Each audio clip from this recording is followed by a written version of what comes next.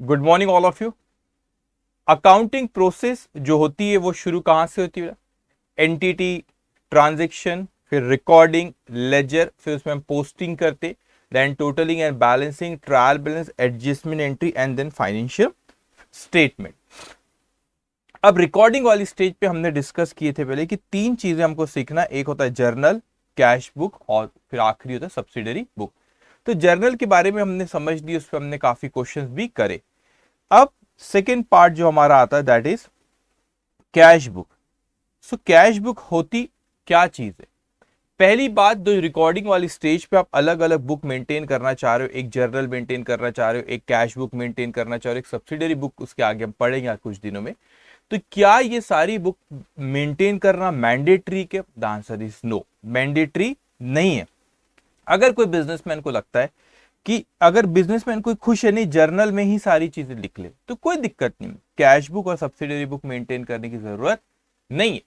लेकिन अगर कोई बिजनेसमैन को लगता है कि नहीं, बिजनेस बहुत की ग्रोथ हो रही है, अब वो चाहता है कि अपने कन्वीनियंस के लिए, अपने आसानी के लिए, आसान करने के लिए चीजों को, वो चाहता है कि एक और बुक मेंटेन करे और उस बुक का नाम रखे कैश बुक। अब बहुत अच्छे से समझना, तो कैश बुक में कौन सी चीज लिखते हैं उसके बारे में मैं आपसे भी डिस्कस करूंगा। लेकिन इतनी चीज ख्याल रखेंगे कि अगर कोई कैश बुक में अगर कोई चीज आती है, अगर कोई चीज कैश बुक में अगर मैं लिखता हूं तो फिर वो जर्नल में नहीं आती।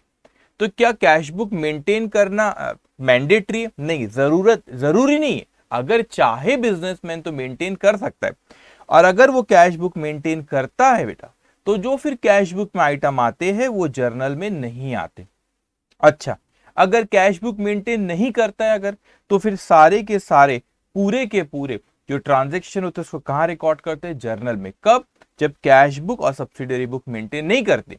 लेकिन अगर कैश बुक और सब्सिडरी बुक मेंटेन करे और उसमें जो आइटम आपने लिखे फिर वो जर्नल में नहीं आते, क्योंकि कोई भी एक बुक में ही आप रिकॉर्ड करोगे, एक से ज्यादा बुक में उसको रिकॉर्डिंग वाली स्टेज पे आप नहीं कर सकते। तो कैश बुक, चार तरह की हम लोगों को कैश बुक पढ़ना रहेगा। एक है single column cash book, single column cash book. दूसरी एक है डबल कॉलम कैश बुक, और तीसरी ट्रिपल कॉलम कैश बुक, और चौथी पेटी कैश बुक। ओके, पेटी कैश बुक। तो टोटल चार तरह के हमें कैश बुक पढ़ना रहेगा। Single column cash book, double, triple and पेटी कैश बुक। ये इंप्रेस सिस्टम करके भी होता है, उस पर आगे बात करूंगा मैं, ये कैश बुक में होगा। ओके, नाउ अब हमने देखे कि सर जो हमारी अकाउंट वाली स्टेज जो थी, लेजर वाली जो स्टेज होती, वो हम लोग जो रिकॉर्डिंग में जो बुक बनाते हैं, रिकॉर्ड जैसे हमने जर्नल बनाए, तो अभी हमने लेजर वाला पार्ट अभी कवर नहीं हो, जब आगे कवर होगा तो ये जर्नल में से आप लेजर में लिखते हो, what we call it posting. Journal में से जो लेजर बुक में जो अकाउंट बने रहते बहुत सारे उसमें लिखते हो, उसको क्या कहते हैं बेटा? पोस्टिंग। उसी तरह यहां पर भी हमारे बहुत सारे, अभी कैश बुक तो अपन सीखेंगे बेटा, यहां पर भी हम लोग अभी सीखने जा रहे हैं कि कैश बुक आप बना रहे हो, ये दूसरी बुक आ गई, कैश बुक आप बना रहे हो, तो ये कैश बुक में से भी ये अकाउंट्स में लिखा जाता है, कैश बुक में से भी अकाउंट्स में लिखा जाता है। तो अभी हमने ये चीज नहीं सीखे कि रिकॉर्डिंग वाली स्टेज में से फिर ये अकाउंट्स में कैसे लिखते बेटा, ठीक है। ये जो रिकॉर्डिंग वाली स्टेज में जर्नल आ गया, जर्नल में से फिर यहाँ पे कैश, इसमें जाएगा आपका लेजर में, कैश बुक में से फिर लेजर में जाएगा, लेजर एक बुक होती है इसमें बहुत से अकाउंट्स होते हैं, ठीक है बेटा। तो कैश बुक में से फिर ये लेजर में लिखा जाएगा। तो यहां से यहां लिखना और ये जर्नल में से ये लेजर में लिखना अभी हमने सीखे नहीं है, वो कुछ दिनों में अभी हम सीखेंगे। अभी हमें कैश बुक पे, अब कैश बुक होती क्या है? कैश बुक हमने हमारे कन्वीनियंस के लिए बनाया, हमें आसानी रहे, हमें बिजनेस करने में मदद करे, उसके लिए हमने कैश बुक बनाए। तो कैश बुक क्या चीज होती, क्या चीज किस चीज से मदद करती? अगर मुझे लगता है कि कैश के अलावा भी कुछ और आता है, उस पर मैं बात करूंगा बाद में, लेकिन मेनली अभी मुझे लगता है नहीं कि कैश के ट्रांजेक्शन बहुत हो रहे हैं हमारे बिजनेस में, तो जर्नल तो एक बुक मेंटेन करते ही है, आज तक हम उसमें सब लिखा करते थे, लेकिन हमको लगा नहीं कैश के ट्रांजेक्शन बहुत हो रहे, उसकी एक अलग से बुक रिकॉर्डिंग वाली स्टेज पे मेंटेन करते हैं, उस बुक का नाम रखते हैं हम कैश बुक। इसका मतलब जो भी कैश के ट्रांजैक्शन होंगे वो मैं कैश बुक में लिख लूंगा। इसका मतलब जो कैश के अलावा वाले ट्रांजैक्शन होंगे वही अब जर्नल में आएंगे। अगर आप कैश बुक मेंटेन कर रहे हो तो कैश के अलावा वाले जो ट्रांजैक्शन है वही आपके फिर जर्नल में आएंगे। इसका मतलब कैश बुक, जो कैश के ट्रांजैक्शन है कैश बुक में आ गए, बचे हुए जर्नल में आएंगे। अच्छा सर, कैश बुक मेंटेन करना जरूरी नहीं है, और अगर मेंटेन नहीं करे तो फिर कैश ट्रांजैक्शन हो, कोई भी ट्रांजैक्शन हो, सारे के सारे ट्रांजैक्शन फिर जर्नल में आएंगे। कब? जब सिर्फ आप जर्नल मेंटेन कर रहे हो। लेकिन अगर कैश बुक भी मेंटेन करो तो कैश के ट्रांजैक्शन कैश बुक में और बचे हुए ट्रांजैक्शन फिर वो जर्नल में आएंगे। ओके। वैसे कैश बुक में कैश के अलावा भी एक कुछ और चीजें रहती है जो लिखा जाती है, उसमें बात करूंगा मैं triple column cash book, double column cash book पे जब आऊंगा, जब मैं आपसे बात करूंगा। अभी कैश बुक होती क्या सर? हम बड़ी सिंपल होती है, हमको सिर्फ ये मेंटेन करना रहता है कि सर रिसिप्ट कहां से आई है और पेमेंट गई है। तो कैश क्या, रिसिप्ट पेमेंट मेंटेन करना है हमको। तो हमने क्या है बेटा यहाँ पे कि जो कैश बुक में मेंटेन करेंगे कि रिसिप्ट कहां से आई और पेमेंट हमने किस किस को दी, बस इतना मेंटेन करना है। तो रिसिप्ट पेमेंट वही कैश बुक में बस आती है, कैश में जो रिसिप्ट है और कैश में जो क्या हुई बेटा, पेमेंट हुई। एक और चीज कह दूं बेटा कि मैं जब कहता हूं रिकॉर्डिंग वाली स्टेज पे, जैसे जर्नल बनाए थे हमने, तो जर्नल में मैंने आपको सिखाया था कि जब आपने जर्नल अभी हो चुका है हमारा, तो मैंने आपको सिखाया था बेटा, वहां पे आप करते थे purchase, for example purchase account debit to SP stores account, हमने उससे उधारी में लिए, purchase account debit SP store आप जर्नल में लिखते थे। तो वो आपने अकाउंट को डेबिट क्रेडिट नहीं करे, अकाउंटिंग एक्चुअल में अकाउंट को डेबिट और अकाउंट को क्रेडिट आप ये वाली स्टेज पे करते हो। यहां पे तो आप बताते हो सिर्फ कि परचेज अकाउंट को डेबिट करना है, एक्चुअल में नहीं करे आपने डेबिट, वो अकाउंट को डेबिट लेजर वाली स्टेज पे एक्चुअल में होता है। आपको एसपी स्टोर्स अकाउंट को क्रेडिट करना है ये आप बताते हो जर्नल पे, और एक्चुअल में उसके अकाउंट को क्रेडिट कब करते, लेजर वाली स्टेज पे। तो यहां सिर्फ बताते हो डेबिट करना है, बताते हो क्रेडिट करना है, एक्चुअल में डेबिट और क्रेडिट ये लेजर वाली स्टेज में अकाउंट जब बनता है, जब अकाउंट को डेबिट और अकाउंट को क्रेडिट करते हैं। तो यहां पर भी कैश बुक में भी बेटा हम लोग जो बनाएंगे अभी यहाँ पे, तो आप में से शायद हो सकता है कोई कॉमर्स के हो, और अगर कॉमर्स के नहीं भी रहे 11-12 में तो घबराना नहीं बेटा। ये जो कैश बुक जिस तरीके से बनाते वो वैसा ही बनता है जैसे कि लेजर में जब बहुत से अकाउंट बनते हैं ना, यहाँ पे इसमें बहुत सारे अकाउंट बनते हैं बेटा, लेजर वाली स्टेज पे ना एक अकाउंट नहीं बनता, ऐसे बहुत से अकाउंट बनते। तो लेजर वाली स्टेज पे जो अकाउंट बनते बेटा, ये अकाउंट, ये जो कैश बुक ये जो कैश बुक आपकी जो बनती है बेटा, वो वैसी ही रहती है जैसी लेजर वाली स्टेज पे कैश का अकाउंट बनता है। अब जिन्होंने पहले कॉमर्स वाले उनको कैश अकाउंट पता होगा, लेकिन जिन्हें नहीं पता साइंस वाला, बिल्कुल भी नहीं घबराना बेटा, आप यहाँ पे सीख जाओगे जब यहाँ पर आएंगे आप। तो ये जो कैश बुक जो यहाँ पे बनती है वो वैसी ही बनती है जैसी ये स्टेज पे कैश का अकाउंट बनता है। What is account? एक नेचर की इंफॉर्मेशन को एक जगह पर लेकर आना बेटा। तो यहां पर भी तो आपने एक नेचर की इंफॉर्मेशन को एक जगह पर लाओ, कैश की चीज को आप एक जगह लिख ले रहे हो, तो एक नेचर की चीज एक जगह यहां पर आ गई बेटा, तो कैश अकाउंट की ही तरह है, और यहां पर जो कैश अकाउंट बनता है उसी की तरह ये होता है। लेकिन जब हम यह वाली स्टेज पे जाएंगे तो आपको और अच्छे से वहां पे क्लैरिफिकेशन आएगा। मैं आगे आपको सिखाऊंगा कि ये जर्नल में से ये अकाउंट में कैसे लिखते हैं, ये कैश बुक में से ये अकाउंट्स में कैसे लिखते हैं, वो हम आगे सीखेंगे। अभी हम है रिकॉर्डिंग वाली स्टेज पे बेटा। रिकॉर्डिंग वाली स्टेज पे हमने जर्नल के बारे में देखे कि वो golden rules of accounting, personal, real, nominal से हम उसको अकाउंट कर सकते हैं। हम उसको एक मॉडर्न अप्रोच होती है उसके थ्रू भी अकाउंटिंग कर सकते हैं। What is modern approach? Increase और डिक्रीज से, ठीक है। फिर मैं अब आपको कैश बुक सिखा रहा हूं, अभी यहाँ पर अपन, ठीक है बेटा। तो इसके बाद अभी सिंगल कॉलम सिखाऊंगा, डबल, ट्रिपल, पेटी कैश बुक, फिर मैं आपको उसके बाद सब्सिडरी बुक सिखाऊंगा, फिर ये इन तीनों में से इसमें लिखना सिखाऊंगा कि कैसे लिखते, फिर आपको ट्रायल बैलेंस सिखाऊंगा, फिर ये चैप्टर जाके खत्म होगा, ठीक है। ओके, अब अपन एक कैश बुक पे बेटा। तो अब व्हाट इज कैश बुक? कि सर कैश के item, single column cash book क्या है कि भाई एक आपने कैश की रिसिप्ट और पेमेंट आपको लिखना है, ठीक है। तो भाई कैश की रिसिप्ट कितनी हुई और पेमेंट कितनी, कहां से और कहां पैसा गया। तो ये जो आपको कैश बुक का जो आपको स्क्रीन पे दिख रहा है सिंगल कॉलम कैश बुक, बड़ी सिंपल है बेटा। सिंगल कॉलम कैश बुक, ये आपने पहले डेट लिखोगे, और ये साइड ख्याल रखना इंपॉर्टेंट है बेटा, ये है आपका रिसिप्ट और ये है आपकी पेमेंट। तो इस साइड में आपको रिसिप्ट लिखना पड़ेगा और इस साइड में जो भी पेमेंट रहेंगी वो इस साइड में लिखना है, ठीक है। तो ये आपने लिखे रिसिप्ट, ये आपने लिखे पेमेंट। कौन सी तारीख को रिसिप्ट हुई बेटा, कौन सी तारीख को रिसिप्ट हुई, कहां से, किससे आया हो पैसा। लेजर फोलियो आपको बताया था, LF is ledger folio. What is ledger folio, जब हम लेजर में जब अकाउंट बनते हैं तो यहीं से उठा के अपन इंफॉर्मेशन वहां लिखते, तो वो कौन से पेज नंबर पे लेजर में अकाउंट होते हैं ना बहुत सारे, कौन से पेज नंबर पे, तो रेफरेंस के लिए हमारे रहता है, ठीक है। उसके बाद यहाँ पे अमाउंट कितनी रिसिप्ट हुई वो, उसी तरह बेटा इसको दो पार्ट में हमने बेसिकली बांटे हैं, दो पार्ट में क्या करें हमने इसको बांट दिए, दो पार्ट में बांट रहे। कैसे दो पार्ट में बटा, यहाँ पे देखो आप यहाँ पे, ठीक है, यहाँ आप इसको देखो। अब ये साइड में भी आपको दिखेगा कि डेट है बेटा, यहाँ पर अब पेमेंट है, लेजर फोलियो अमाउंट, तो ये जो अमाउंट है पेमेंट की अमाउंट है, यहाँ पे जो अमाउंट लिखेंगे रिसिप्ट की बेटा। तो बड़ी सिंपल है, इस साइड में रिसिप्ट की जानकारी, इस साइड में पेमेंट की जानकारी। अब हम लोग तो अभी रिकॉर्डिंग वाली स्टेज पर ही है, जो कैश बुक हमने रिकॉर्डिंग वाली स्टेज पर ही जो हमने क्या बनाया बेटा, कैश बुक बनाए, हम वही स्टेज पर है अभी।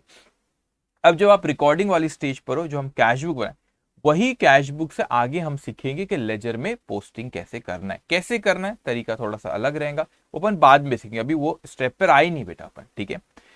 लेकिन जब आप वहां पर आओगे, वहां पे आप देखोगे अकाउंट भी कुछ इसी तरीके से बनते, अभी अपन पहुंचे नहीं अकाउंट वाली स्टेज पे, लेकिन कुछ इसी तरीके से बनते हैं, ठीक है। डेबिट क्रेडिट एक यहाँ पे रहता है, लेफ्ट हैंड साइड को डेबिट, अगर मैं कहूँ लेफ्ट हैंड साइड को डेबिट कहते, राइट हैंड साइड को क्रेडिट कहते, लेकिन यहाँ पे डेबिट क्रेडिट नहीं भी लिखे चलेगा, बस हमको पता रहना चाहिए कि सर यहाँ पे रिसिप्ट लिखना है और यहाँ पे क्या लिखना है बेटा, पेमेंट।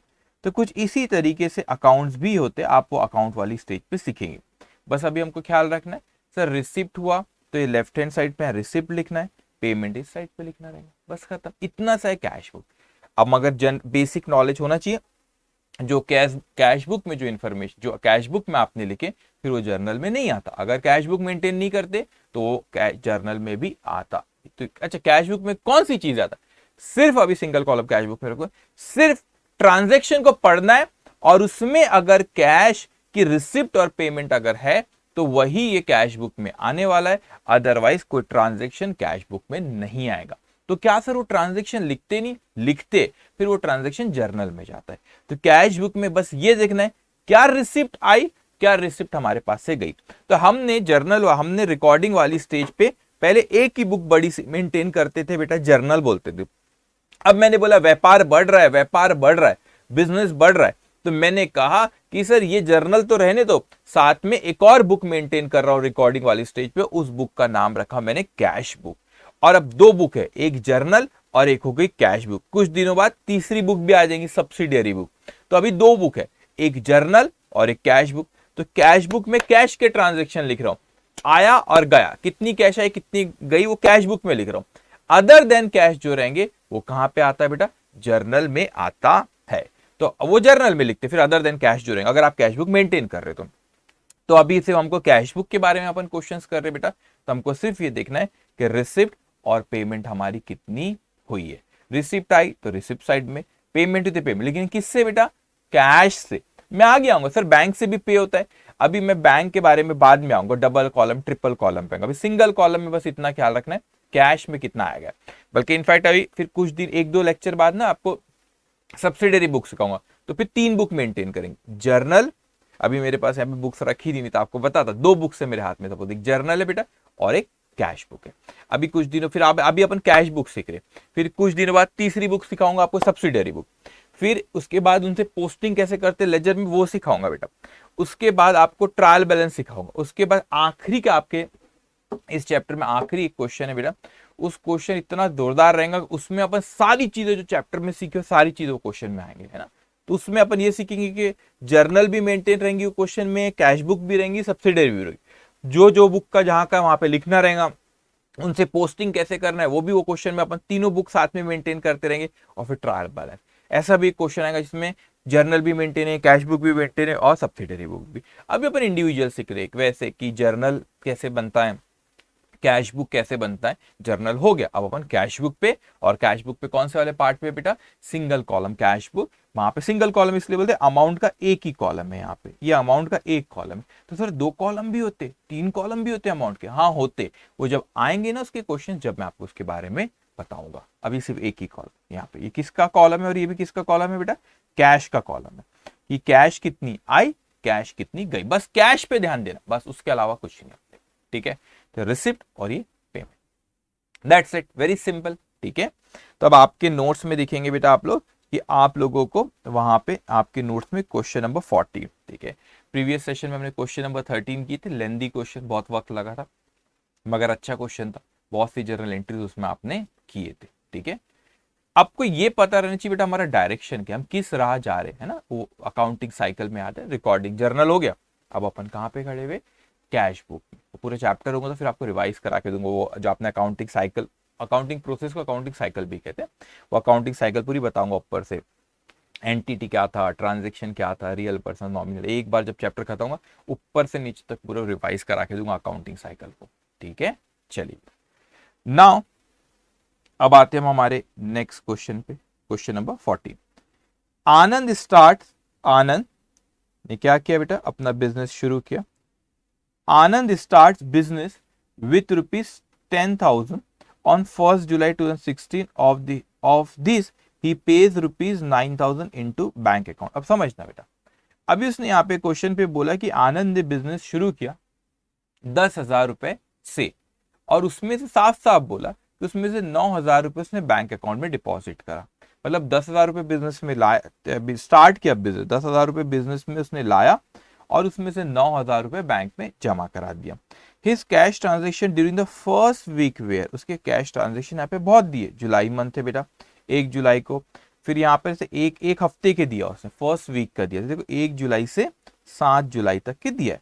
तो अब मैं एक एक करके रीड करूंगा बेटा, मगर हमको पहले कैश बुक बनाते और सिर्फ लिखना है बेटा, रिसिप्ट तो रिसिप्ट साइड में, पेमेंट तो पेमेंट, तो ट्रांजेक्शन है, बस हमको कुछ नहीं करना है, no debit credit here, just we have to focus, आया कि गया, आया तो रिसिप्ट साइड, गया तो payment side, this is that's it, उसके अलावा कुछ नहीं कर रहे हैं, ठीक है। तो मैं एक एक की पॉइंट पढ़ूंगा, उसके पहले बेटा आप लोग लिखो क्वेश्चन नंबर 14 आपका, सिंगल कॉलम कैश बुक, और इसको आप लोग ड्रॉ कर लो 10-12 लाइन का, ठीक है। तो आपको मैं 2 मिनट का समय देता हूं, इसको पहले आप लोग ड्रॉ कर लो 10-12 लाइन का, ओके।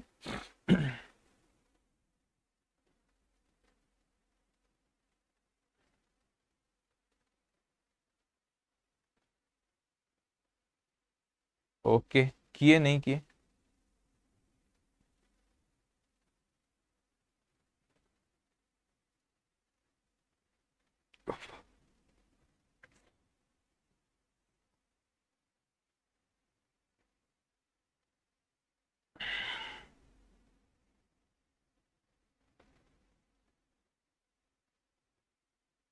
ओके करें, चलिए बेटा 10-12 लाइन का ड्रॉ कर ली, ठीक है।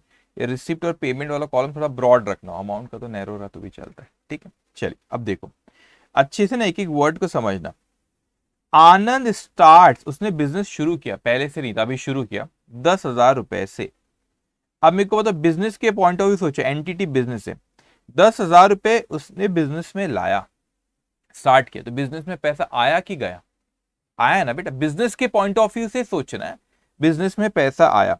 तो यहाँ पे लिखना है आपको रिसिप्ट साइड में 1 जुलाई 2016 को, 16 ये 1 जुलाई 2016 को हम बिजनेस में पैसा आया, कितना आया बेटा, अब मेरी बात समझ, तो अमाउंट कॉलम में लिखना 10,000 रुपए। आप देखो सबसे पहले मैंने लिखा अमाउंट कॉलम, ठीक है, 10,000 रुपए। कहां से आया वो पैसा, वो तो ओनर ने दिया, तो ओनर का कौन सा अकाउंट होता है, कैपिटल, तो मैं यहाँ पे लिखता हूँ कैपिटल अकाउंट। तो यहाँ पे अभी पहले सुनना फिर लिखना, आनंद नाम है उसका बेटा, तो मैं लिख लेता हूँ आनंद कैपिटल अकाउंट, ओनर ने दिया तो कैपिटल अकाउंट होता है, ठीक है। और यहाँ पे मैंने लिखा 2। अब मेरी बात को ना समझना, जब भी आप रिसिप्ट साइड में लिखते हो तो वहां पे लिखते हो पहले तो अमाउंट, फिर मैंने लिखा पैसा कहां से आया, ओनर ने लाया तो ओनर का अकाउंट कैपिटल, और फिर मैंने लिखा 2। अब क्या होता है, जब भी रिसिप्ट साइड में लिखते हैं हम लोग तो बेटा यहाँ पे लिखते हैं हम लोग ये 2, और मैं अभी यहाँ पे जब भी पेमेंट होंगी तो मैं वहां पे लिखूंगा बाय, ठीक है। अब जो 11-12 कॉमर्स से पढ़े रहते वो इसको इतना इंपॉर्टेंस देते, अरे रिसिप्ट में 2 लिखो, पेमेंट में बाय लिखो, बट बिलीव मी बेटा इसका रियल लाइफ में कोई महत्व नहीं है, कोई इंपॉर्टेंस नहीं। जब आप अकाउंटिंग करते हो सबसे ये 3 चीज लिखा, मैं जान के 3 अलग अलग उसमें मैं हाईलाइट करके बताता हूं आपको। 3 चीज मैंने यहां पे लिखा बेटा, ठीक है, 3 चीज मैंने यहां पे लिखा। कौन सी 3 चीज लिखा मैंने यहां पे? एक मैंने लिखा बेटा वहां पे, एक लिखा मैंने वहां पे कि भैया अमाउंट लिखा, वो अमाउंट कहां से आया वो लिखा, और मैंने फिर ये लिखा कि, फिर मैंने लिखा बेटा कि डेबिट, मैंने अमाउंट कहां से, और फिर 2 लिखा। ये 3 चीज लिखा और रिसिप्ट साइड। आपको पता है सबसे ज्यादा इंपॉर्टेंस ये अमाउंट का होता है। ये अमाउंट अगर आपने गलत लिखी ना, तो यहाँ पे अमाउंट पूरी जो बैलेंसेस है सब निकालूंगा, सब गलत हो जाएगा, अकाउंटिंग गलत हो। सबसे इंपॉर्टेंट ये होता है, सबसे इंपॉर्टेंट अमाउंट होती है, ये गलत कर तो अब बहुत गड़बड़ हो जाती है। फिर ये तो सिर्फ जानकारी के लिखते हैं भाई ये 10,000 रुपए आए कहां से, 10,000 रुपए यहां से आए ओनर से, ये तो जानकारी के लिए। तो सबसे इंपॉर्टेंट ये, उससे कम इंपॉर्टेंस इसका है, और इसका कुछ भी इंपॉर्टेंस नहीं होता।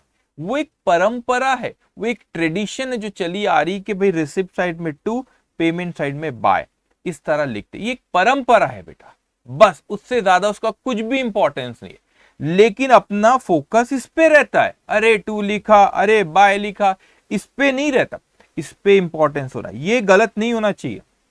ये तो हमने इंफॉर्मेशन के लिए लिखे कि 10,000 रुपए में, बिजनेस में 10,000 रुपए कहां से आए बेटा, 10,000 रुपए कहां से, ओनर ने दिया, और रिसिप्ट साइड में 2, ये एक परंपरा है। तो अपने को ये पता रहना चाहिए कि किसको कितना इंपॉर्टेंस देना है। अपने को इंपॉर्टेंस सबसे ज्यादा इसको देना है, उससे कम इसको, और इसको सबसे कम देना है बेटा। समझ में आई चीज आपको? तो ये भी पता रहना चाहिए पढ़ाई करते वक्त किस चीज पे कितना फोकस करना है। ओके, तो ये हमने लिखे कि इस तरीके से हमारे पास पैसा आया 10,000, ओनर ने लिया था, तो उसका कैपिटल अकाउंट था, रिसिप्ट साइड में 2, ठीक है। अब आप देखेंगे वहां पर बेटा वो कहता है हमसे यहां पे कि उसने अपने उसने 9,000 रुपए बैंक में जमा करा दिया। अब मेरे को बताओ, बैंक में जमा कराया तो हमारे पास पैसा आया कि गया? पैसा कैश गई, हमारे पास कैश आई कि कैश गई? कहां गई बेटा? बैंक में गई। तो 1 जुलाई 2016 को गया बेटा, कितना गया? देखो मैं अमाउंट कॉलम में लिखा 9,000 रुपए। अच्छा, कहां गया? बैंक में गया। आया तो कहां से आया, गया तो कहां गया, वो लिखना रहता है, ठीक है। बैंक में गया तो बैंक अकाउंट में ऐसे लिख, ठीक है। और यहाँ पे क्या लिखते बेटा? बाय। तो बाय और 2 क्या है? परंपरा, ट्रेडिशन, बस, उससे ज्यादा उसका कुछ नहीं है बेटा, ठीक है। अब उसके बाद देखो रिसिप्ट साइड में, रिसिप्ट पेमेंट है, बस इतना देखना है बेटा। अब देखो 1 जुलाई को क्या हुआ? Purchase stationery paid cash. अब ख्याल रखना बेटा, अब स्टेशनरी हमारा गुड्स नहीं है, बोला कि उसने गुड्स नहीं, तो नॉर्मल ऑफिस स्टेशनरी खरीदे। अब ये परचेज गुड्स, देखो गुड्स नीचे दिए, कोई और गुड्स है, stationery is not goods, stationery का बिजनेस इसका नहीं है। फर्स्ट पैरा में वैसे बताया नहीं कि स्टेशनरी बिजनेस है नहीं है, लेकिन यहाँ पे समझ में आ रहा है, ये गुड्स बोल रहा है, यहाँ पे स्टेशनरी बोल रहा है, तो स्टेशनरी का उसका बिजनेस नहीं है। एनीवेज, स्टेशनरी खरीदा, तो ये मेरे को बताओ, और इसने पेड कैश, तो पेड किया, तो रिसिप्ट है कि पेमेंट है? पेमेंट है, पैसा गया बेटा। तो वही 1 जुलाई 2016 को पैसा गया, कितना गया? 40 रुपए। कहां गया बेटा? स्टेशनरी का, तो बाय स्टेशनरी अकाउंट, स्टेशनरी के 40 रुपए गया। उसके बाद बेटा परचेज गुड्स फॉर कैश, आपने गुड्स परचेज करे फॉर कैश, कैश में पे करे बेटा, ठीक है, पैसा गया बेटा। अब परचेज गुड्स फॉर कैश 650, अब पैसा आया कि गया? गया 650, तो पेमेंट साइड में लिख देंगे अपन। 1 जुलाई की बात है बेटा, बार बार भी डेट लिख सकते, नहीं भी लिखे तो चलेगा। बाय परचेज गुड्स बोल रहा है, तो परचेज अकाउंट है, परचेज कितना बेटा?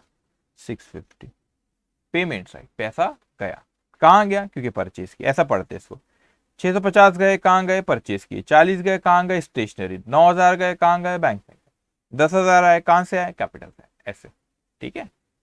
उसके बाद purchase office table and chair, तो आपने ऑफिस टेबल और चेयर खरीदे बेटा, तो ये आपके पास से गए। ऑफिस टेबल और चेयर मतलब वो गुड्स तो है नहीं, उसमें बिजनेस नहीं कर रहे, तो पर गुड्स अलग से बोला, तो ये फर्नीचर हो गया आपका, ठीक है। तो आपने खरीदे फर्नीचर, तो पेमेंट साइड में लिखो फर्नीचर, फर्नीचर आएगा 200, ओके। उसके बाद कहता है बेटा हमसे कैश सेल। अब मेरे को बताओ कैश सेल में पैसा आएगा कि जाएगा, बस इतना सोचना और इसके अलावा कुछ नहीं सोचा। नो डेबिट क्रेडिट कुछ मत सोचो, बस अभी इतना सोचो पैसा आएगा कि जाएगा। आएगा, कैश सेल में पैसा आएगा। तो रिसीप्ट साइड में लिखो कितना दिया क्वेश्चन में बेटा, कैश सेल 150। ठीक है, ये आया आपका 2 जुलाई 2016 को। 2 150। ओके, उसके बाद वो कहता है हमसे receive from Gopal cash as advance. Cash मिला हमको 200 रुपए मिला रिसीव्ड है, तो बेटा यहां पे लिखो रिसीव साइड में 200 रुपए। अच्छा, ये कौन सी तारीख को मिला, 3 तारीख को, गोपाल से, गोपाल से अकाउंट। किससे मिला, गोपाल से, इसलिए मैंने लिखा गोपाल से अकाउंट। ओके, सिंपल है, रिसिप्ट पेमेंट बस लिखना है बेटा अपने को। उसके बाद pay to Sethi and sons cash, आपने 140 रुपए पे करे तो हमारे पास से गया बेटा, तो पेमेंट साइड में लिख देंगे अपन। कौन सी तारीख थी, 4 तारीख। बाय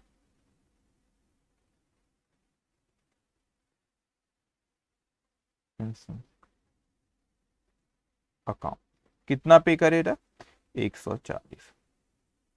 ओके, उसके बाद पेड फॉर साइन बोर्ड 130 रुपए, साइन बोर्ड के लिए पे करे, तो यहाँ पे पेमेंट हुई बेटा। ये कौन सी तारीख थी अपनी, 5 तारीख को। इसको आप ऑफिस एक्सपेंस भी बोलते, ठीक है, ऑफिस एक्सपेंस पे छोटे छोटे खर्चे लिखते, तो ऑफिस एक्सपेंस अकाउंट लिख सकते हैं इसको। कितना, 130। तो वो इंपॉर्टेंस नहीं रहता था, आप तो एक नेचर वो रहता है एक्सपेंस, उसके एक नाम देते आप, मेन ये रहता अमाउंट, यहाँ गड़बड़ होना नहीं चाहिए। और 2 और बाय की तो कोई अहमियत ही नहीं है। ठीक है, कैश सेल, फिर से कैश सेल हुआ तो पैसा आया बेटा रिसिप्ट साइड। कौन सी तारीख है, 6 तारीख।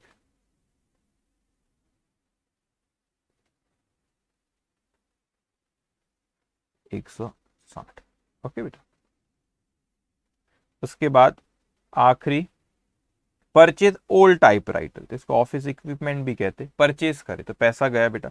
अब वहां पे पेड नहीं बोला लेकिन नाम भी नहीं दिया ना, फिर तो फिर वो पेमेंट करे अपन ऐसे कैश में खरीदे 7 तारीख को। Buy office equipment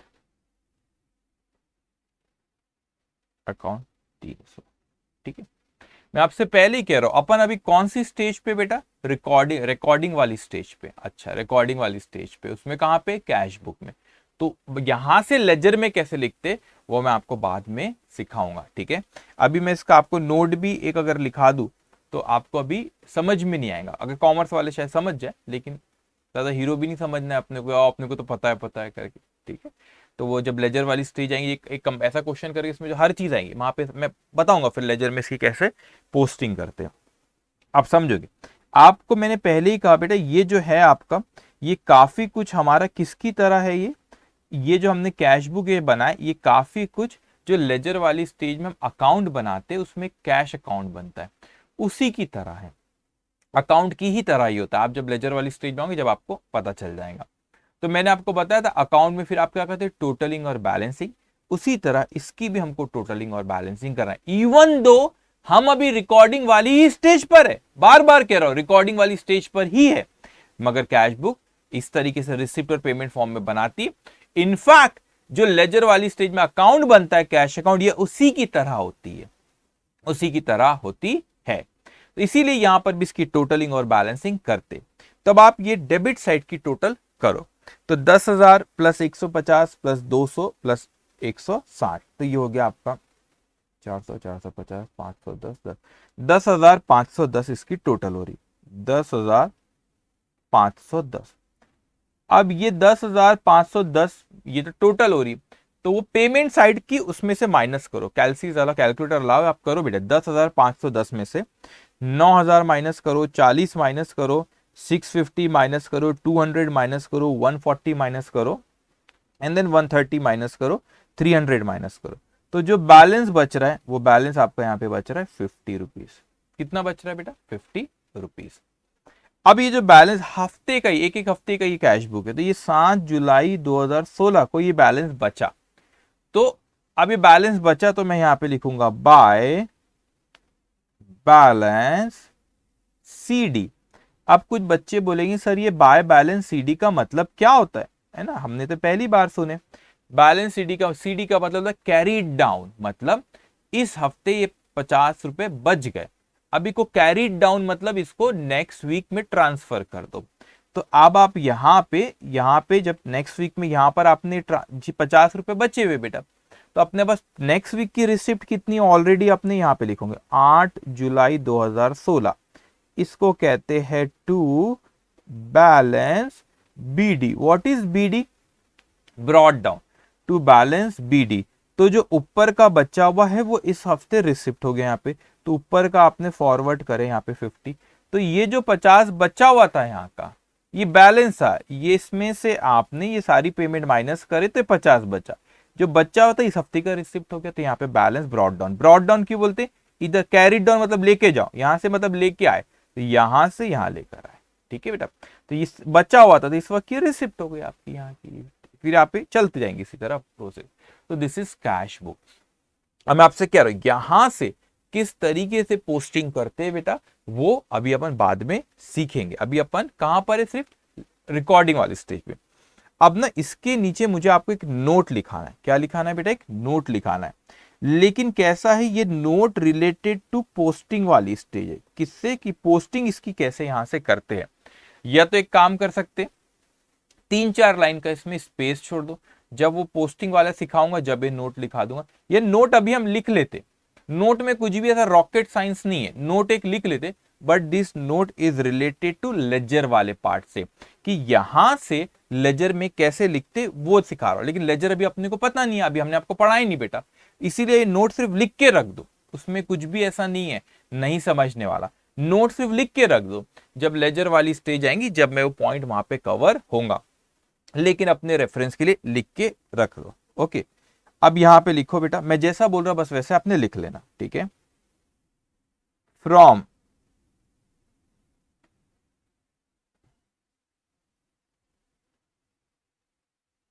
receipt side each account will be credited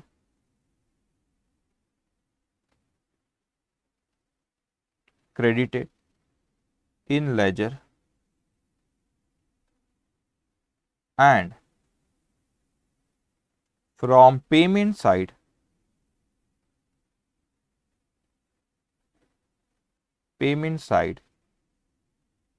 each account will be debited in ledger. Okay, तो ये क्या लिखा है सर ने बेटा, इसके बारे में अपन बाद में बात करेंगे जब अपन लेजर वाली स्टेज पे आएंगे ना, जब, तो वैसे नोट लिख के रख दो। ठीक है, नोट लिख के रख दो यहाँ पे, बल्कि आप ब्रैकेट में से लिख सकते हो, relating to this note is relating to posting. किस तरीके से आप ये कैश बुक में से उठा के लेजर में लिखते हो वो मैंने यहाँ पे लिखा हूं, वो अभी आने का समय जब आएगा जब अपन बात करेंगे। बस नोट लिख के रख दो। कहाँ लिखोगे बेटा? यही कैश बुक के नीचे आपने लिख लेना था नोट। ओके, ठीक है, तो बड़ी सिंपल सी होती कैश बुक। अच्छा सर, ये जो कैश के ट्रांजेक्शन यहाँ पे आ गए, अगर ये एंटिटी जर्नल भी मेंटेन करता होगा तो क्या ये ट्रांजेक्शन अब जर्नल पे रिकॉर्ड नहीं होंगे? नहीं, वो कैश बुक के कैश बुक में होगा, जो कैश के रिसिप्ट पेमेंट हो यहाँ पे। ठीक है, लेजर में कैसे लिखते हो बात का डिस्कशन है, जर्नल से लेजर में कैसे लिखना है बात का डिस्कशन है, कैश बुक से लेजर में कैसे लिखना है बात का डिस्कशन है। ठीक है, अभी अपन कैश बुक लिखना बस सीख लो, फिर कैसे लिखना है वहां पे वो मैं बाद में सिखाऊंगा। उससे रिलेटेड नोट भी लिखा, इसको नोट को लिख के छोड़ देना, मैं बाद में बात करूंगा जब लेजर वाली स्टेज पे जाएंगे अपन। ठीक है, तो ये थी हमारी सिंगल कॉलम कैश बुक, बड़े सिंपल होती है बेटा। अब होता क्या है कि कई बार ये एंटिटी को लगता है, क्या लगता है बेटा एंटिटी को, कि नहीं यार ये कैश बुक तो मैंने मेंटेन करा, मेरे लिए काम आसान जरूर हुआ, मेरे लिए काम आसान जरूर हुआ, मेरे लिए काम आसान जरूर हुआ कि कैश बुक एक मेंटेन करा और कैश के ट्रांजेक्शन मैंने सारे के सारे कहां पे लेकर आ गया, कैश बुक में लेकर आ गया। तो मेरे लिए आसानी हो गई। कैश का ट्रांजेक्शन, सपोज मेरा कोई अकाउंट, ऐसे इमेजिन है, ऐसे विजुअलाइज करा करो अपने दिमाग में, बहुत जरूरी होता है। अब मैंने कहा बेटा कि सपोज कोई दुकान है, मैं अकाउंटेंट बन जाता, दुकान में अकाउंटिंग करता हूं, ठीक है। अब मैं अकाउंटेंट बना बेटा, तो क्या हुआ उससे कि मेरे पास जो बिजनेसमैन कोई मेरे पास आया, ट्रांजेक्शन हुई, तो मैंने देखा कैश का ट्रांजेक्शन है, तो मेरे पास 2 बुक रखी हुई। इमेजिन करो 2 बुक, अभी 2 बुक कहां से लाऊं मैं भाई, ये 2 बुक है मेरे पास सपोज। अब ये 2 बुक मेरे पास रखी हुई, पेंसिल है, एग्जाम्पल 2 बुक है, सर एग्जाम्पल स्कूल बना लेते हैं, पर ये 2 बुक्स है मेरे पास, ठीक है। अब ये 2 बुक्स लेके मैं अकाउंटेंट बैठा हूं, कोई आया, ट्रांजेक्शन हुआ, तो मैं देखता हूं कैश ट्रांजेक्शन है, बोला अच्छा रिसिप्ट पेमेंट है, तो फिर इधर पे लिखता हूं, ये कैश बुक में लिखता हूं। रिसिप्ट पे कैश का ट्रांजेक्शन नहीं, तो फिर जर्नल में लिखता हूं। तो कैश रही तो कैश बुक में, बचे हुए पूरे जर्नल में। और अगर सिर्फ जर्नल मेंटेन करता हूं, सिर्फ सपोज जर्नल बुक है, मान दे ऐसे बेटा, दिल पे मत लेना, बॉटल है कैसे जर्नल बोल रहा हूं, समझा रहा हूं, ये कैश बुक है, सिर्फ कैश बुक मेंटेन करता हूं, फिर सारे ट्रांजेक्शन पूरे के पूरे कैश बुक में, सॉरी जर्नल में ही होंगे, फिर कैश का हो या ना हो हमको फर्क नहीं पड़ता। लेकिन कैश बुक भी मेंटेन करता हूं, फिर थोड़ा सा अलग हो जाता है खेल, कैश के ट्रांजेक्शन कैश बुक में और जर्नल के अदर देन कैश जर्नल में होते हैं, ठीक है। अब मैं आता हूं बेटा यहां पे आपसे कि कैश बुक मैंने ये सिखाया आपको, सिंगल कॉलम कैश बुक, इसमें एक अमाउंट का एक ही कॉलम होता है, उसको हम कैश के ट्रांजेक्शन लिखते। मगर मैंने सोचा यार, ये जो अकाउंट बैंक से जब अपन ट्रांजेक्शन करते वो भी तो पैसों से ही रिलेटेड होता है, बस फर्क वहां पे इतना होता है कि वो कैश हमारे पास नहीं रखी हुई है, हमारे ही पैसे बैंक में जमा है। हमारे ही पैसे कहां जमा है बेटा, बैंक में जमा है। तो हमारे ही पैसे बैंक में जमा है, तो वो कहां पर है हमारे पास, बैंक में। तो हमने सोचा यार क्यों ना ये कैश बुक में अमाउंट का कॉलम और एक ऐड कर देते, अमाउंट का कॉलम एक और ऐड कर देते।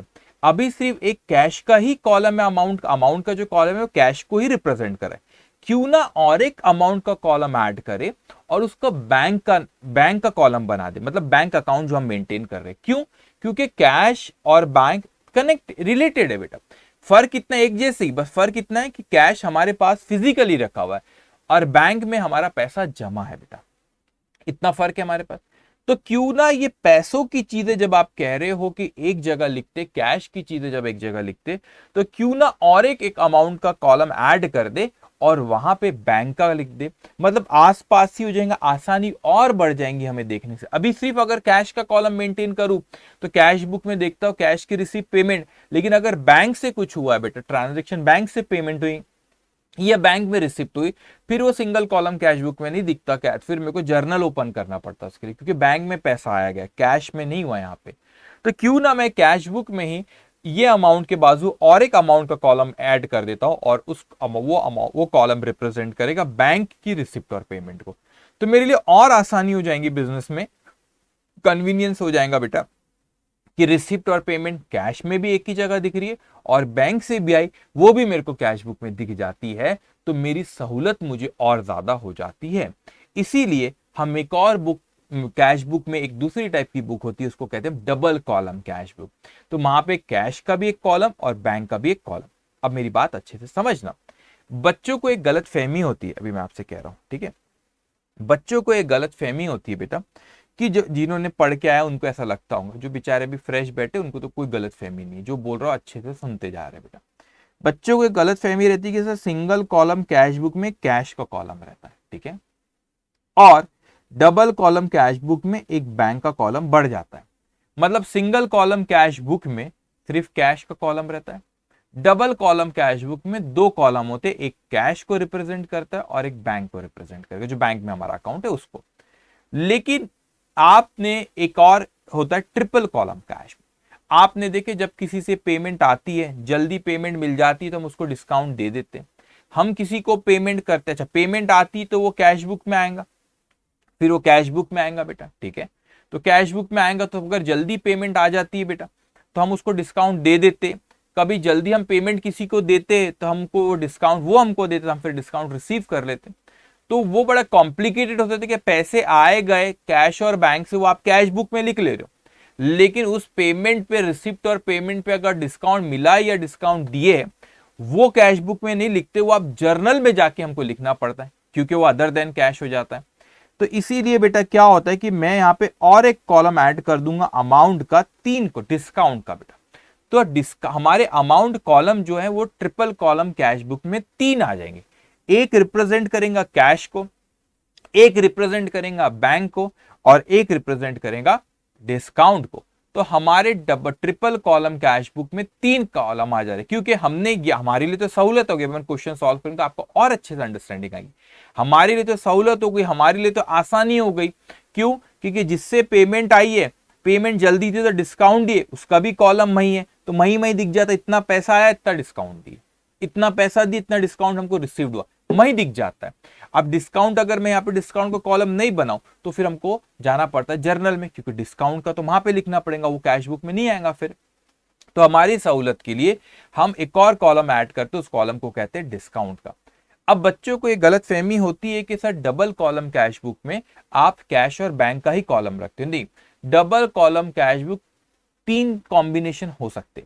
कौन से कॉम्बिनेशन? वो हो सकता है कि डबल कॉलम में 2 कॉलम आएंगे अमाउंट के, एक कैश और बैंक हो सकता है, दूसरा कैश और डिस्काउंट हो सकता है, तीसरा बैंक और डिस्काउंट हो सकता है। It can be any combination.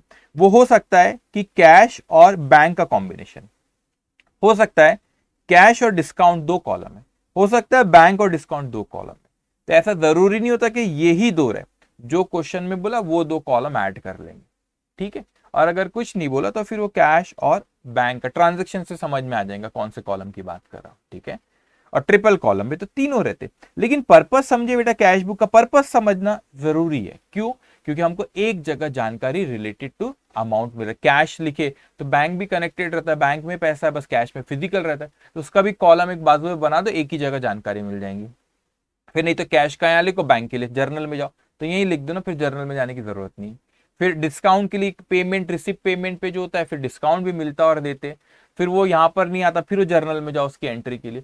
फिर मैंने बोला भाई डिस्काउंट का भी कॉलम ऐड कर दो, इसीलिए डिस्काउंट सहूलत के लिए करते। अच्छा, तो क्या कैश बुक जरूरी बनाना?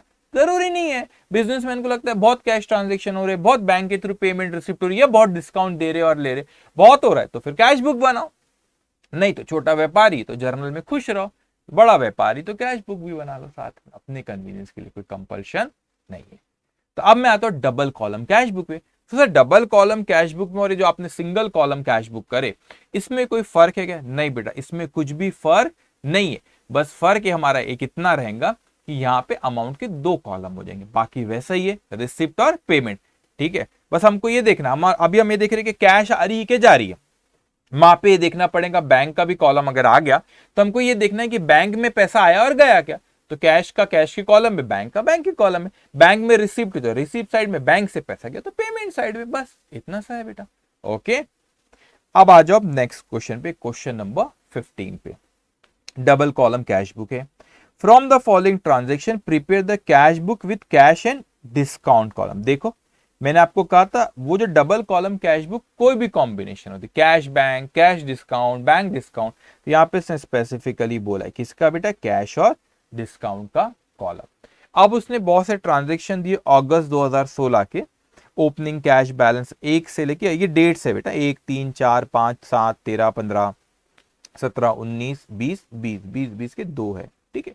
तो ये ट्रांजेक्शन दिए बेटा, इन ट्रांजेक्शन को मैं पढ़ूंगा, इसके पहले अपने को क्या ड्रॉ करना पड़ेगा, डबल कॉलम कैश बुक।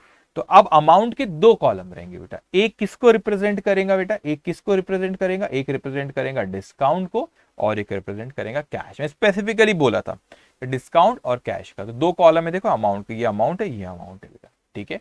चलो, तो ये तो रिसिप्ट को थोड़ा सा ब्रॉड रखना, इसको भी ब्रॉड रखना, बाकी छोटा भी रहा तो चलेगा क्योंकि अमाउंट कॉलम है। मैं आपको 2 मिनट देता हूं, इसको आप ड्रॉ कर लो 12-13 लाइन का, ठीक है। चलो ड्रॉ करो, शुरू हो जाओ बच्चों।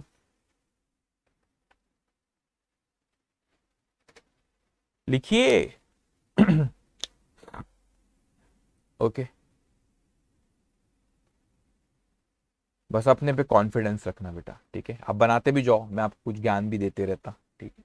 अपने पे कॉन्फिडेंस रखना बेटा, ठीक है। बहुत मेहनत करना और ख्वाब बहुत बड़े सोचना और प्रैक्टिकल रहना। ख्वाब बड़े सोचने से नहीं होता सिर्फ, हाँ यार ये करना है लाइफ में, इससे नहीं होता।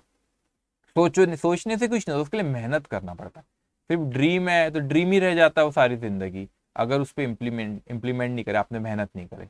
तो ख्वाब बहुत बड़े रखो कि नहीं सर हमको ये करना है, फाउंडेशन में रैंक लाना है, ऐसे ख्वाब रहना चाहिए आपके लाइफ में, बहुत अचीव करना है, एक स्ट्रोक में सारे सी हमको क्रैक करना है एग्जामिनेशन, और उसके लिए मेहनत भी करो। तो मैं अकाउंट्स पढ़ा था, उसकी मैं आपको गारंटी देता हूँ, जैसा बता रहा हूँ वैसा सुनो, ज्ञान लेते जाओ बेटा, आप इतने एक्सपर्ट हो जाओगे। देखो मैं ना, अब मैं ऐसा अपने मुंह से बोलना मेरे को अच्छा नहीं लगता, मैं आपके लिए बोल रहा हूँ बेटा, आप बस मैं जो बोल रहा हूँ उसको सुनो, आपको पता भी नहीं चलेगा। अब अकाउंट में इतनी स्ट्रांग ग्रिप आपकी, कुछ समय बाद ऐसी ग्रिप आ जाएंगे अकाउंट सब्जेक्ट में, आप बोलेंगे अरे यार कितने स्ट्रांग हो गए, है ना। बस मैं जो बोल रहा हूँ वो तरीका अपनाओ पढ़ने का, अंडरस्टैंडिंग लेवल किस तरीके से बढ़ाई जाती, पर्पस पता रहना चाहिए, हर चीज में क्यों करते हैं ऐसा वो पता रहना चाहिए। कैश बुक बनाए तो क्यों बनाए, कन्वीनियंस के लिए बनाए, चीजों को समझो, धीरे धीरे अकाउंटिंग सब्जेक्ट में ग्रिप आते जाएंगे फिर आपको। ओके, आपने ड्रॉ करे 12-13 लाइन का, आपको कहा मैंने ड्रॉ करने का। ओके,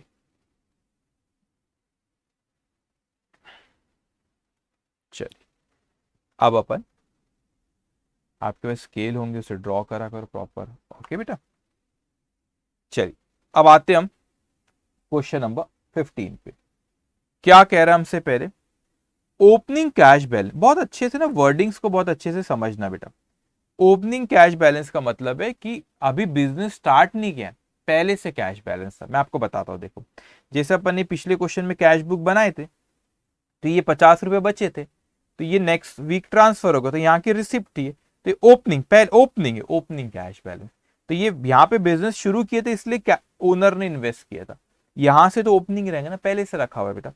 और कैश एक एसेट होती है, एसेट के हमेशा क्या होते हैं बेटा, डेबिट बैलेंस। तो ओपनिंग हमेशा, लेजर वाली स्टेज पे सिखाऊंगा आपको, ओपनिंग हमेशा कैश का रिसिप्ट साइड में आता है। तो यहाँ पे आप लिखेंगे बेटा 2000, अच्छा ऐसे लिख, कौन सी तारीख दी बेटा, सॉरी अगस्त है ना, 1 अगस्त 2016। तो मैं यहाँ पे लिख रहा हूं to balance brought down, to balance brought down. ठीक है बेटा, कितना अमाउंट दिया हमको, अमाउंट दिया है 2500। तो अमाउंट देखो, कॉलम बराबर रखना, डिस्काउंट कॉलम में मत लिख देना बेटा, कैश का ओपनिंग बैलेंस है 2500। ठीक है बेटा, ओके। अब उसके बाद ये देखो, अब मैंने वहां पे कैपिटल क्यों नहीं लिखा, क्योंकि बिजनेस स्टार्ट नहीं किया, ओनर ने नहीं लाया, वो तो पिछले पीरियड का रखा हुआ है, जुलाई मंथ का रखा हुआ है, तो इस वक्त ओपनिंग बैलेंस, कैश हमेशा ओपनिंग बैलेंस रिसिप्ट साइड में लिखते, उसको डेबिट साइड भी बोलते, लेजर वाली स्टेज पे सिखाऊंगा। ठीक है, अब यहां पर लिखो ओपनिंग बैलेंस, उसके बाद बोलता है received from D N company ₹1350 in full settlement of ₹1400। अब अच्छे समझ, मिले आपको 1350, कितना मिला बेटा, 1350, मिलना चाहिए था 1400 रुपए, और ये फुल सेटलमेंट हो गया। तो आपको सिखाया था 50 रुपए क्या हो गए जो कम मिले, डिस्काउंट मिले, तो रिसिप्ट साइड में चले जाओ बेटा। डेट है आपकी 3 अगस्त 2016। अच्छा मिले कितने, तो कैश मिलेगा 1350, डिस्काउंट कितना था बेटा 50। ठीक है, तो किससे मिले, टू डीएन कंपनी,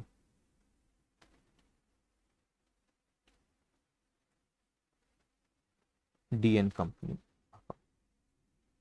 ठीक है, तो आपने देखो यहीं पे सहूलत, डिफरेंट देखो, पर्पस समझना, यहीं पे हमको पता चल गया, क्या पता चल गया बेटा, यहीं पे हमको कि हमको 50 रुपए किसके है, डिस्काउंट के है, और मिले 1350।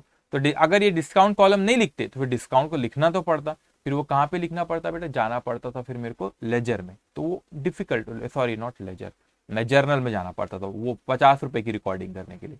तो फिर इसीलिए हमने क्या करे बेटा, जर्नल में ना लिखते हुए यहीं पे कैश बुक, कैश के बाजू कॉलम बनाने, डिस्काउंट, तो सहूलत हो गई, एक ही जगह इतने आए इतना हमने डिस्काउंट दिए थे। ओके, उसके बाद आते थर्ड, फोर्थ और डेट है receive for cash cell, cash cell करे उसके पेमेंट आया, रिसीव, तो कैश कॉलम में लिखो 1250, कौन सी तारीख है बेटा, 4 तारीख, to sales, to sales account. Okay, उसके बाद पेड टू राजेश, अब पे करे आपने 775 इन full settlement of his account for ₹800, पे करना था 800, 775 करे, 25 कम करे, तो क्या बाद में देना? नहीं, फुल सेटलमेंट बोला, मतलब कुछ देना नहीं, मतलब 25 का वो डिस्काउंट है। तो पेमेंट करे तो पेमेंट साइड में चले जाओ बेटा। 5 अगस्त को बाय किसको पे करे बेटा अपन ने? Rajesh and company.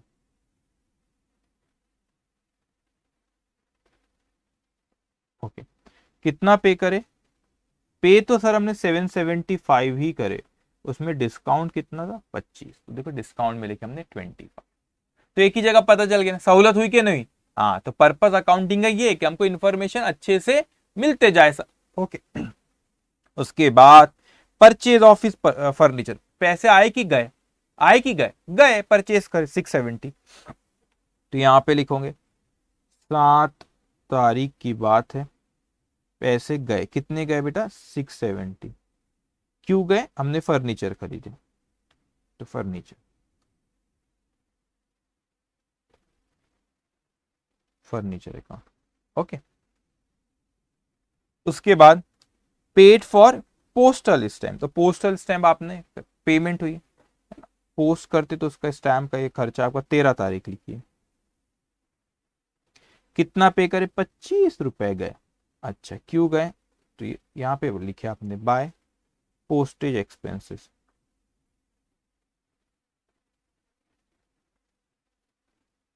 Postage expense account, ठीक है। उसके बाद paid for office rent for month of July 2016। अब इसके बारे में ना कुछ बात करना, और यूं फट से मैं लिख सकता था 1 मिनट में, लेकिन आपको कुछ कहना है मुझे, इसलिए अभी मैं यहाँ पे समझा रहा हूं मैं क्या कहना आपको चाह रहा हूं। पहले मेरी बात समझो, अच्छे से समझना, दिमाग खोला रखना, ठीक है। ट्रिकी चीज है, होशियार बनना है, तो ये सब बारीकी की चीजें भी बोलूंगा तो उसको बड़े अच्छे से सुनते जाना है। Paid for office rent for month of July 2016। बेटा आप ये कैश बुक अगस्त मंथ में लिख रहे हो और ये जुलाई की बात कर रहे हैं। हो सकता है कि जुलाई का होता है ना, जुलाई मंथ में आप पूरा आपने यूज करे हो प्रीमाइसेस को, अगस्त में पे करे। साल खत्म नहीं हुआ, साल वही चल रहा है, महीना अब दूसरा हुआ।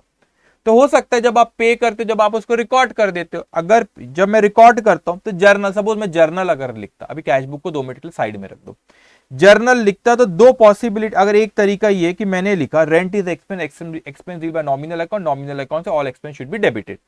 तो मैंने क्या करा, अगस्त मंथ में जब एंट्री सीधा अगस्त में लिखा, पहले करा ही नहीं, अगस्त मंथ में लिखा रेंट अकाउंट डेबिट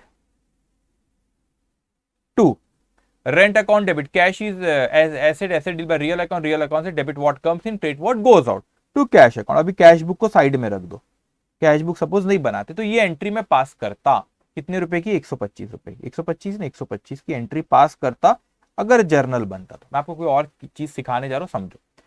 दूसरी पॉसिबिलिटी बेटा, या ऐसा हो सकता, और मैंने कहा कि नहीं सर, है तो रेंट जुलाई का, जुलाई में पे नहीं कर पाया था, तो मैंने क्या किया, जुलाई मंथ में एंट्री पास किया, अगस्त की बात नहीं करो, जुलाई मंथ में एंट्री पास किया, खर्चा तो जुलाई मंथ का था, तो मैंने एंट्री पास किया रेंट अकाउंट डेबिट 125। लेकिन जुलाई मंथ में वो पैसा गया नहीं था, जुलाई मंथ में पैसा गया नहीं था, तो पेबल था बेटा, तो इंक्रीज इन लायबिलिटी, हमको बेनिफिट लैंडलॉर्ड ने दिया था, टू लैंडलॉर्ड अकाउंट लिखा होगा, या तो फिर रेंट पेबल अकाउंट।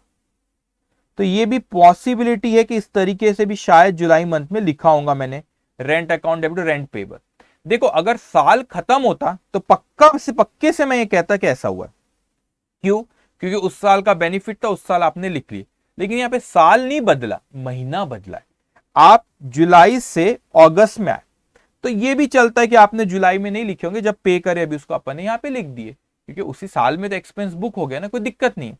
लेकिन आपने बोले नहीं यार, मंथ में भी अगर पे नहीं करो तो बराबर एंट्री करो, तो आपने जुलाई मंथ में पे करे rent account debited to rent payable account, ये आपने जुलाई मंथ में ये एंट्री पास करे हो, ठीक है। अगर करे वो भी चलता है, क्यों, ठीक है।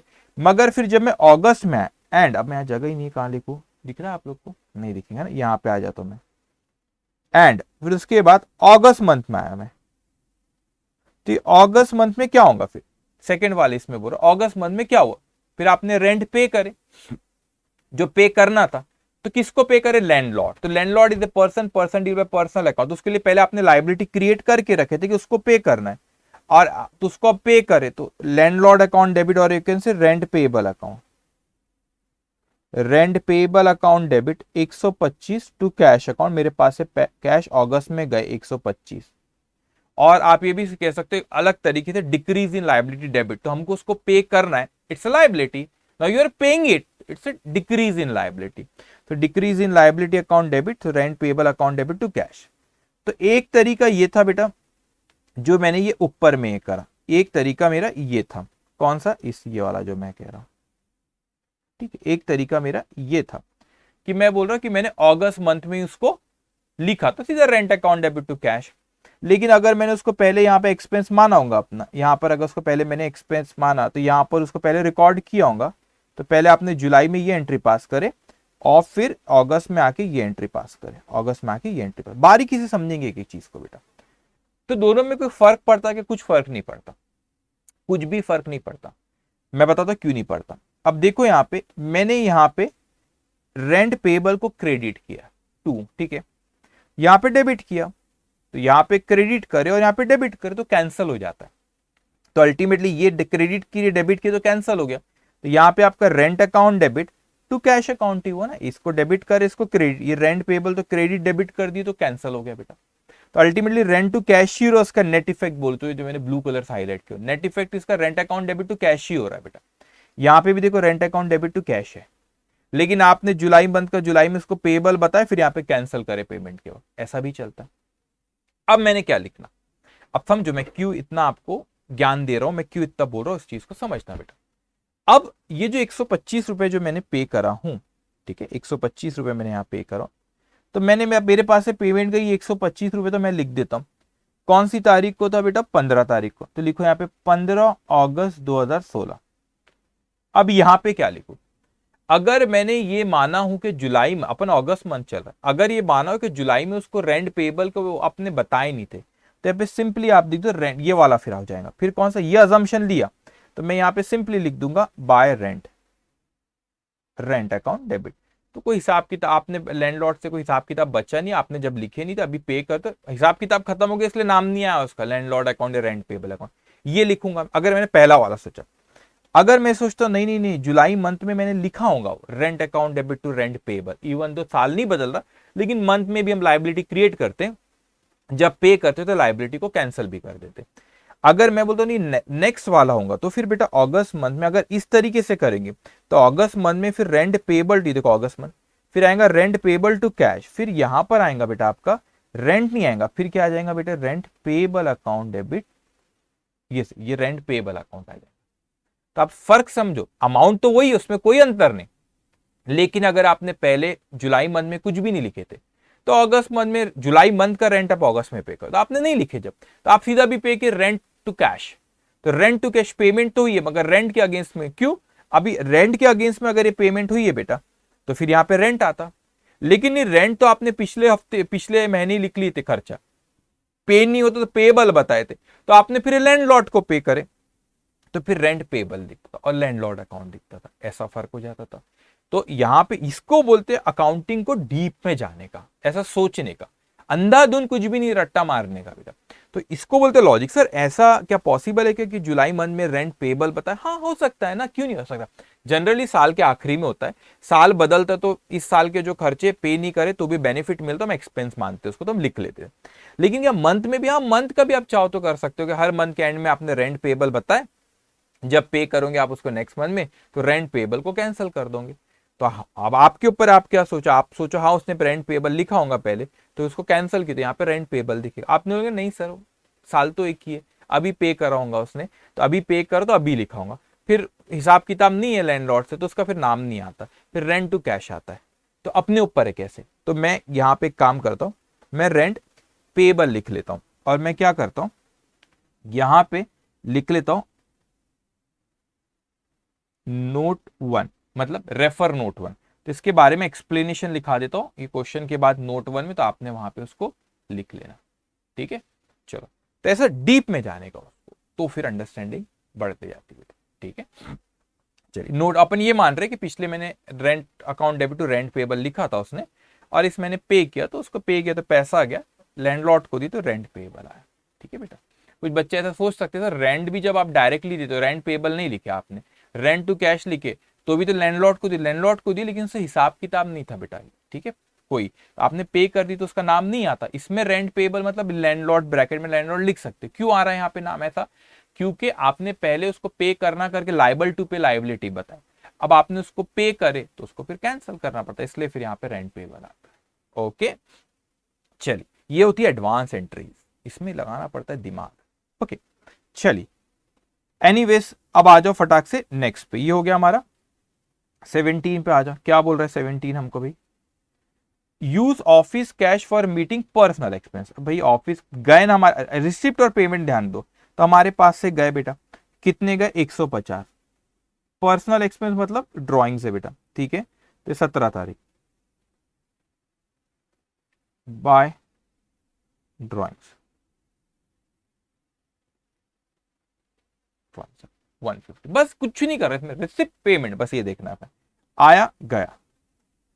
उसके बाद सोल गुड्स ऑन क्रेडिट, ये सबसे इंपॉर्टेंट पॉइंट है, on credit.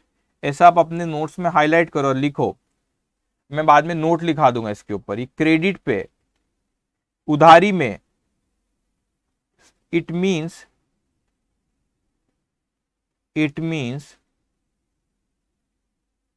it will not be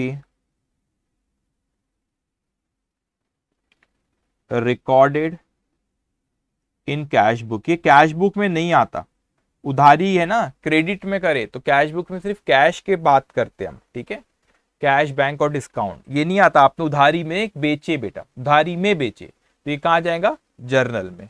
और अगर सब्सिडियरी बुक में भी आ सकता है, अपन बाद में बात करेंगे, बस इतना भी समझो कैश बुक में आने वाला, कैश बुक में नहीं आएगा। इस पर मैं नोट लिखा दूंगा, डोंट वरी, ठीक है।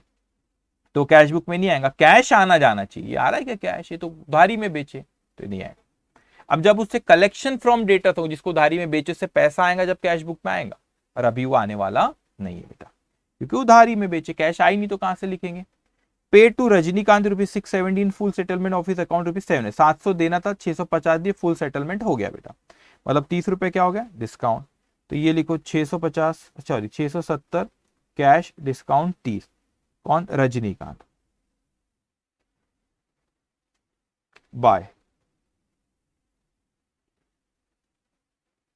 रजनीकांत, सही लिख रहा हूं, रजनीकांत अकाउंट। ओके लिखे आपने रजनीकांत अकाउंट बेटा, ओके। उसके बाद एक और है 20 तारीख को नीचे, deposited in bank all cash in excess of 1200। अब इसका मतलब समझना थोड़ा सा, सेंटेंस का मीनिंग निकालना चाहिए। सबसे बड़ा वो तो सेंटेंस को पढ़ो, नहीं समझा 2 बार 3 बार 4 बार 10 बार पढ़ो, जब तक वो सेंटेंस का मीनिंग नहीं निकाल पाते हो। वो बोलता है कि आपने बैंक में जमा करा दिए पूरा कैश, जो भी कैश बच रहा है पूरा कैश सिवाय 1200 के। तो उसने बोला इन एक्सेस ऑफ 1200, मतलब जो भी कैश बचा उसमें 1200 अपने पास रखे, मतलब वो बैलेंस रहने दिए, और उसके बाद जो भी सपोज 2000 बचे एग्जाम्पल, तो 1200 रुपए रहने दिए, 800 रुपए बैंक में जमा करा दिए। अगर 10,000 बचे तो 1200 रहने दिए, 8,800 रुपए बैंक में जमा करा दिए, ठीक है। तो जो भी कैश बच रहा है 1200 रहने दो, वो बैलेंस बचा हुआ बैंक में जमा करा है, उसका ये मतलब हो रहा है। तो इसका मतलब ये हो रहा है बेटा कि जब आपने ये 20 तारीख की बात कर रहा है, तो 20 तारीख का यहाँ पे क्या रहा है कि 20 तारीख को मैं कहता हूं ये 20 तारीख की बात कर रहा है। 2 बार क्यों लिखा बता दो। यहां पे मेरा कोई बैलेंस आएगा, बैलेंस कैरीड डाउन, तो जो भी पहले तो देखो अभी कितना बैलेंस बच रहा है, यहां पे लिखो बाय बैंक, बैंक में चला जाएगा अभी, तो अभी देखो कितना बैलेंस बच रहा है। आप लोग करो इसको कैलकुलेट, रिसिप्ट साइड करो बेटा पहले, ये रिसिप्ट साइड की यहाँ पे टोटल, ये ऐसे टोटल करो रिसिप्ट साइड की,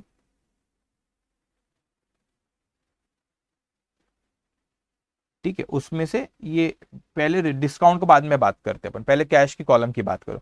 तो रिसिप्ट साइड की टोटल करो, आप लोग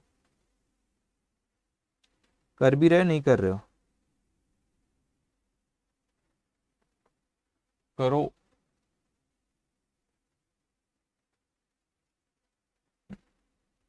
अभी आपका balance receipt side, sorry receipt side की अगर आप टोटल करो तो वो आता है 5,100 रुपए। कितना आ रहा है बेटा 5,100, उसमें से माइनस करो, ये टोटलिंग एंड बैलेंसिंग बोलते हैं। तो ये वैसे रिकॉर्डिंग वाली स्टेज पे लेकिन अकाउंट भी इसी तरह बनता है, इसलिए यहाँ पे भी टोटलिंग और बैलेंसिंग आ रहा है यहाँ पे कैश में आपका। 5100 में से ये 775 माइनस करो, 670, 25, 125, 150 और 670। तो इसमें से आप जब जो भी बैलेंस आपका भी बच रहा है, अभी आपका बैलेंस बच रहा है 2685। कितना बच रहा है बेटा? 2685। तो अभी आपने जो मैं हाईलाइट कर रहा हूं, आपने नहीं करना बेटा, आपने नहीं करना, प्लीज नहीं करना। ये आपने टोटल करे, इस टोटल में से आपने इसको माइनस करे, ठीक है। तो 5100 में से वो पेमेंट साइड में जो कैश लिखा हुआ उसको आपने क्या करे वहां पे बेटा, माइनस करो। तो आपका बैलेंस अभी बच रहा है 2685 आ रहा होगा, ठीक है। 5100 में से पेमेंट माइनस करे, 2685 आ रहा है बेटा।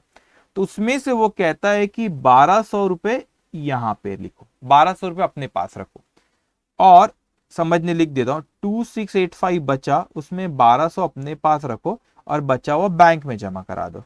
तो बैंक में कितना जमा हो रहा है बेटा? 1485, 1485 बैंक में जमा। तो समझा आपको कैसे निकाले? बड़ा इंपॉर्टेंट था ये वाला पार्ट बेटा, आपको समझा ये कैसे निकाला बेटा मैंने?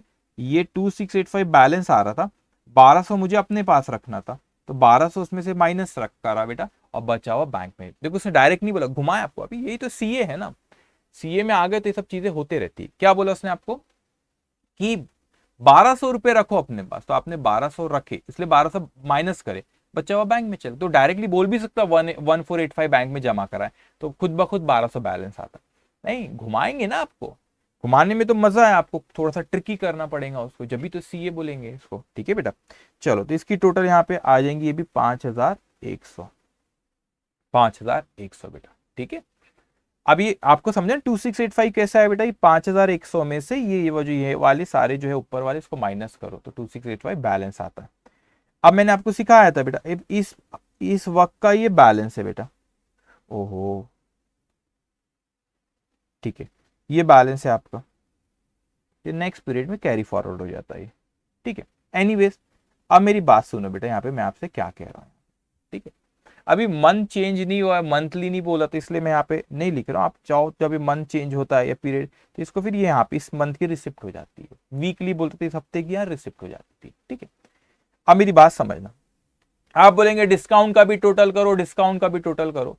देखो ये डिस्काउंट की टोटल कितनी है, ओहो, ये डिस्काउंट की टोटल कितनी, मैंने क्या किया है, क्या किया जुबैर? तो ओके, एनीवेज 50, ये डिस्काउंट की टोटल करो तो आती है 50, आपने करे यहाँ पे 50। ये डिस्काउंट की टोटल करो 25 और 30, कितना होता है बेटा? ये हो गया 55। अरे सर, ये आपने क्या किए? आपने तो कैश के कॉलम में बैलेंस निकाल दिए थे, यहां पर आपने बैलेंस निकाले नहीं, तो ये तो गलत हुआ ना सर। कैश के कॉलम में आपने बैलेंस निकाल दिए थे, यहां पे बैलेंस निकाले, यहां पे टोटल करके रख दिया। हाँ बेटा, टोटल करके रख दिया। मैं चाहता तो बैलेंस भी निकालता, वो आता, यहां पे आती 55 टोटल है यहाँ की बेटा, उसमें से 50 माइनस करते तो 5 का बैलेंस आता। लेकिन मैं अकाउंटिंग की इंफॉर्मेशन ज्यादा जानना चाहता हूं, तो मैंने बोला नहीं नहीं नहीं सर, मैं इनके जब अकाउंट वाली स्टेज में आप सीखोगे बेटा, नहीं नहीं नहीं सर, मैं इन लोगों को अलग जानकारी इनके बारे में लिखना चाहता हूं, अलग जानकारी इनके बारे में। ये जो है ये डिस्काउंट बेसिकली आपको रिसीव्ड हुआ है बेटा, और ये डिस्काउंट आपने अलाउड करे हो। तो आप ये सीखोगे अकाउंट वाली स्टेज में, आप डिस्काउंट का चाहो तो एक भी अकाउंट बना सकते, दोनों को उसी रिसीव्ड पेमेंट लिखोगे, अलाउड रिसीव्ड लिखोगे तो नेट इफेक्ट आ जाएगा बराबर। नहीं, हमने अकाउंटिंग का उद्देश्य ज्यादा से ज्यादा जानकारी मिले, तो बेटा मैंने कहा कि नहीं, मैं दो अलग डिस्काउंट के अकाउंट बनाऊंगा, अकाउंट वाली स्टेज में सिखाऊंगा आपको। एक बनाऊंगा अलाउड, एक बनाऊंगा रिसीव्ड।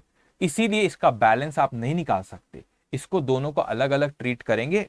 कैश अकाउंट अकाउंट वाली स्टेज में सिखाऊंगा, वहां पे एक ही बनेगा, वो बात अलग है क्योंकि पर्पस मेरा यही सॉल्व हो जाता था, मुझे जरूरत नहीं पड़ती कैश अकाउंट की, बाद में बात करी।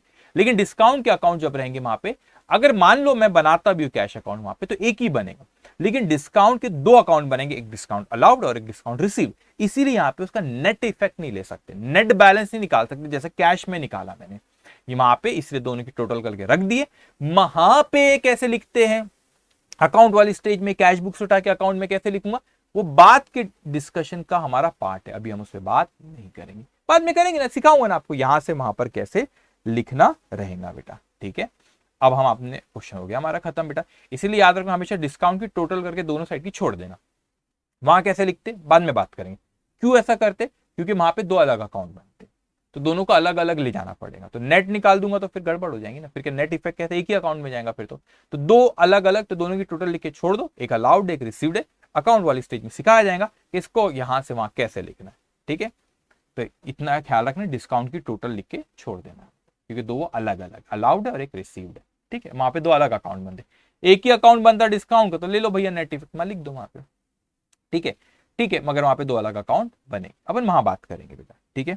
अब मेरे को मुझे ना आपको कुछ नोट लिखाना था, तो फटाफट नोट लिखो। मैंने कहा था ना आपसे नोट लिखाऊंगा बेटा।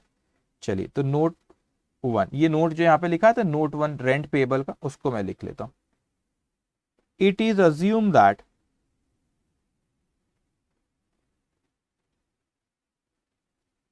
in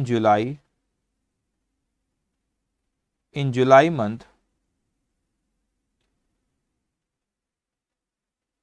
provision for rent payable, provision for rent payable मतलब आपने रेंट पेबल का एंट्री किए थे। Rent provision for rent payable was recorded, hence now on payment rent payable account is made. Okay, तो रेंट पेबल अकाउंट आपने करे, और hence now on payment rent payable account is affected, ऐसे कर लो effect.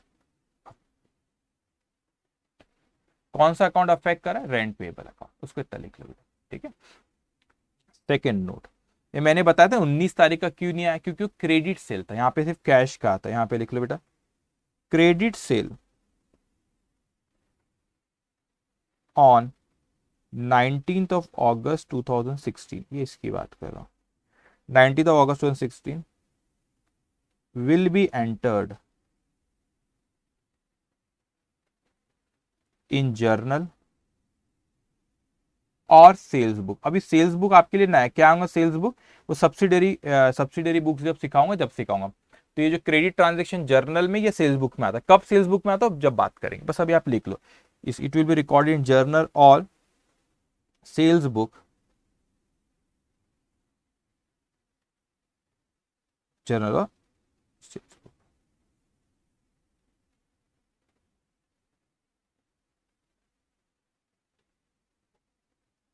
Bracket में लिख देना if sales book is maintain.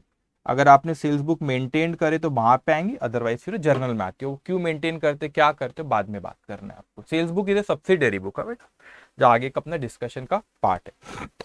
तो यहाँ पे आज का ये क्वेश्चन भी हमारा खत्म होता है। देखो मेरे को ऐसा लगता है कि यार और हो जाता था, लेकिन कैसा भी और डिस्कशन थोड़ा बचा ही है, मुझे आपसे बात करना ही है। लेकिन अंडरस्टैंड, ये चैप्टर सबसे ज्यादा समय लेता है, आगे के तो पट पट पट पट पट पट होते जाएंगे, क्योंकि इसमें आपका बेस बनाना होता है, ठीक है बेटा। अब आओ आप लोग, आप ही के नोट्स में जो प्रैक्टिस ड्रिल दी उसके बारे में मुझे कुछ बात करना है, ठीक है। प्रैक्टिस ड्रिल दी आपके नोट्स में बेटा। अब ये प्रैक्टिस ड्रिल में आप देखोगे कि आपका यहाँ पे जो क्वेश्चन नंबर 1 आपको होमवर्क दिया जा रहा है, जर्नल पास, जर्नल क्या बोल रहे हैं, generalized the following transaction, also state the nature of each account effect involve in the journal entry. अब पहले मेरी बात सुनो, कुछ बच्चों ने डाउट सेशन में भी पूछे थे, अभी पिछले जो डाउट सेशन थे वहां पे पूछे थे कि सर इंस्टीट्यूट के मटेरियल में हर जगह वहां पे जो पेमेंट आएगी बैंक बोला है, क्यों बैंक बोला है उसको पहले समझ दो। यहाँ पे देखो, यहाँ पे बेटा ही विड्रॉ कैश, अब पहले सॉरी एक देखो इस तारीख को क्या, और इस पे थोड़ा सा ध्यान देना बेटा। पहले देखो 1 दिसंबर, Ajit started business with capital ₹4 lakh. मैं सिर्फ इतना पढ़ू बेटा, तो मेरे को लगता है यार अजीत ने बिजनेस शुरू किया था 4 लाख से, तो मैं तो उसको कैश अकाउंट में cash account debit to capital कर लेता था। लेकिन जैसे ही मैं 3 दिसंबर को आता हूं, तो 3 दिसंबर को वो मुझसे कहता है कि he withdraw cash from for business from the bank ₹2000। अब मेरे को बताओ, उसने बहुत बारीकी से समझना बेटा, आपने बिजनेस यहां पे स्टार्ट कर, तो ऐसा तो नहीं था कि पहले से बैंक में पैसा जमा होंगे, ऐसी तो बात हो नहीं सकती बेटा, ऐसा तो हो नहीं सकता।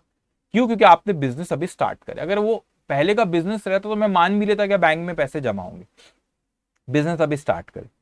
और फिर अचानक 1 तारीख के बाद को बिजनेस शुरुआत की और 3 तारीख को बोलता है कि बैंक से विड्रॉ करा।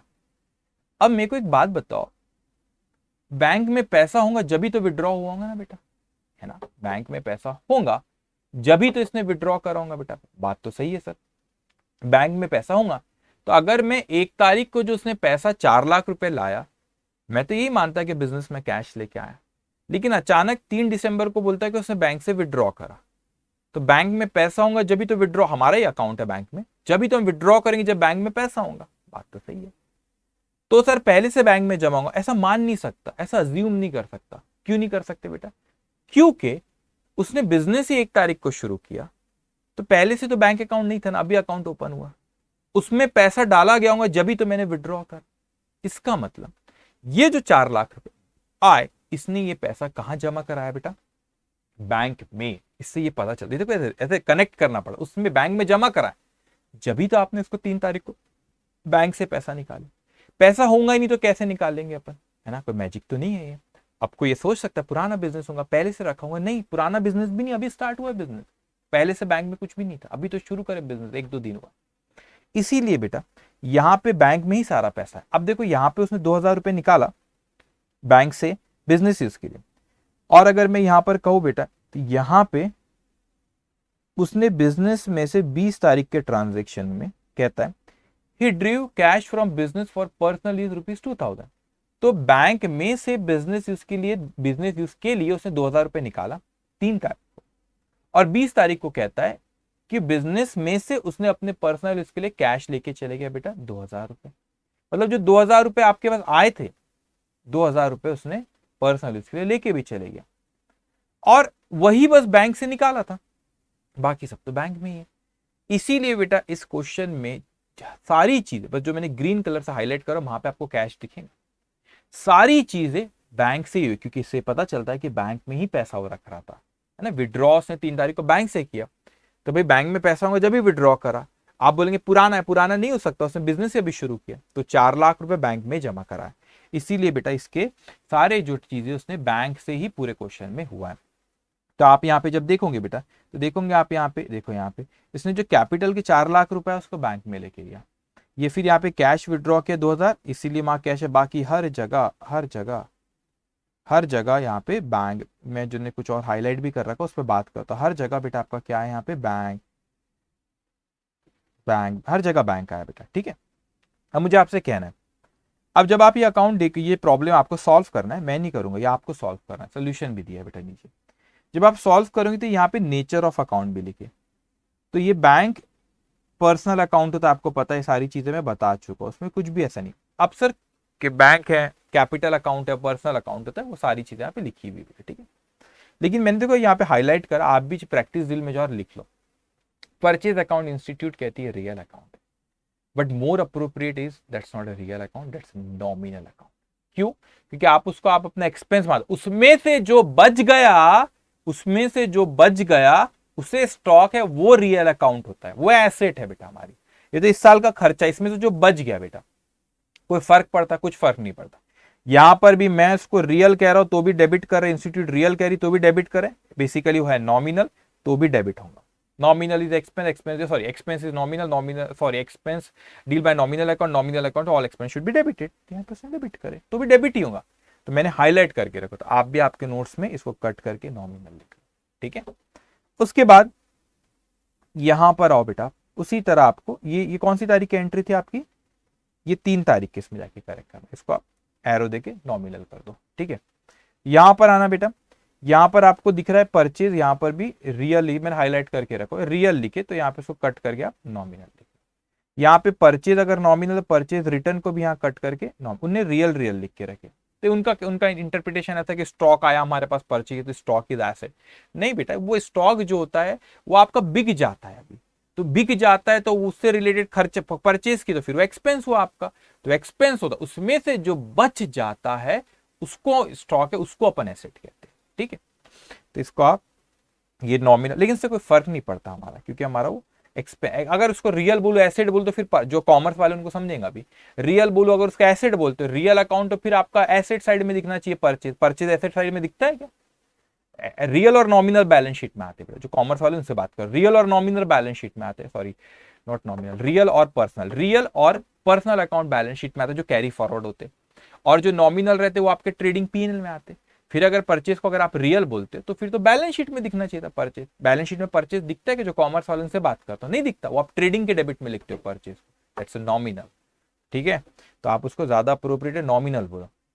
स्टॉक जो है दैट इज रियल।